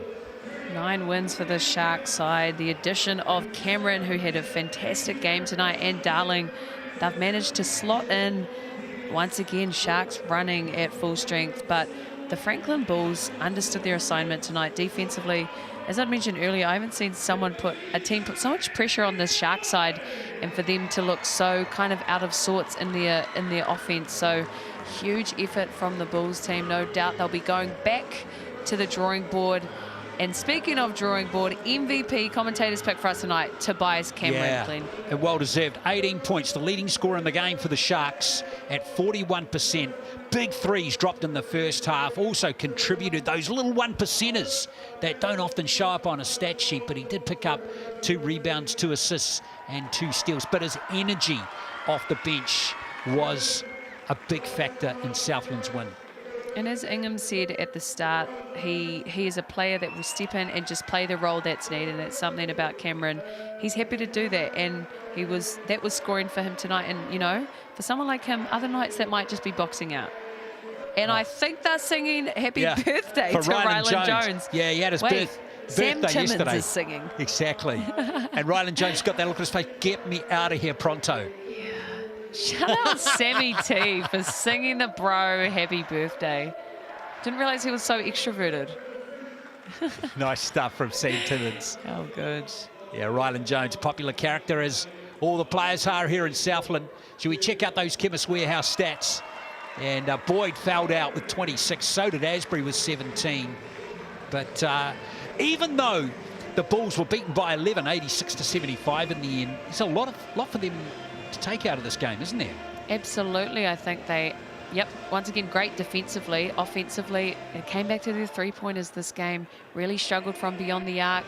When they got to the rim, it was great, but yeah, just really struggling from beyond the arc. We can see on the Shark side such an even spread, having 5 people over 10 points. And even on the Bulls side too, almost the same reflection there as Carter. 17 rebounds. I think that's how many rebounds I got in my whole college career. So shout out Chase Carter for being a bunny. Timmons got 8. Boone 6, and Boyd, he was great on both sides of the floor with 7. Cal Robinson as well. He's one of those guys that does a lot off the ball, and with the assists, Jones and Witt both on 7 apiece.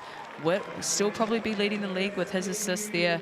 And Ryland Jones, his assist to turnover ratio, I think, is quite up there as well. Yeah, he did a great job nicking the ball as well off the Bulls in this game as well, with 3 steals in the game, a couple of blocks there, and but yeah, nice steal spread for the Sharks in this game. Yeah, that 3-point percentage we touched on through the game was down at 9% for a long time in that second half. The Bulls ended up being at 21% in the game, but the Sharks 42% from the 3-point line, just reinforcing again how good they are beyond the arc. They are the best team beyond the arc in this league. And it's funny too, because it even felt like a quiet 3-point game for the Sharks side, but they still managed to shoot over 40%. So that was the game difference here, I think. Indeed, yes. Inga with 3 3-pointers, Caleb Asbury with 4, and Tobias Cameron with 3 as well. So, well, that ends round 9, and the Southland Sharks join the Auckland Tuatara on top of the table. Let's look ahead to round 10 now, which starts on Friday with the Ayers and New Plymouth hosting the Tauranga 5. And then we've got that triple header coming up on Saturday to look forward to. The Giants at home to the Sharks. And the Giants unsettle the Sharks. It's going to be a tough assignment for the home team there. The Hawks still searching for some consistency. They face the Bulls. We're going to bounce back from this game. We'll look to bounce back. And then we've got one of the Southern derbies to look forward to on Saturday evening next week too. The Nuggets hosting the Rams. Well, that wraps it up here from Invercargill. We hope you enjoyed the game this evening. And congratulations to the Southland Sharks for winning their 9th game in a row. Too good for the Franklin Bulls, winning 86-75. Thanks for watching, folks, and we'll catch you for round 10 on Friday. Mā te wā.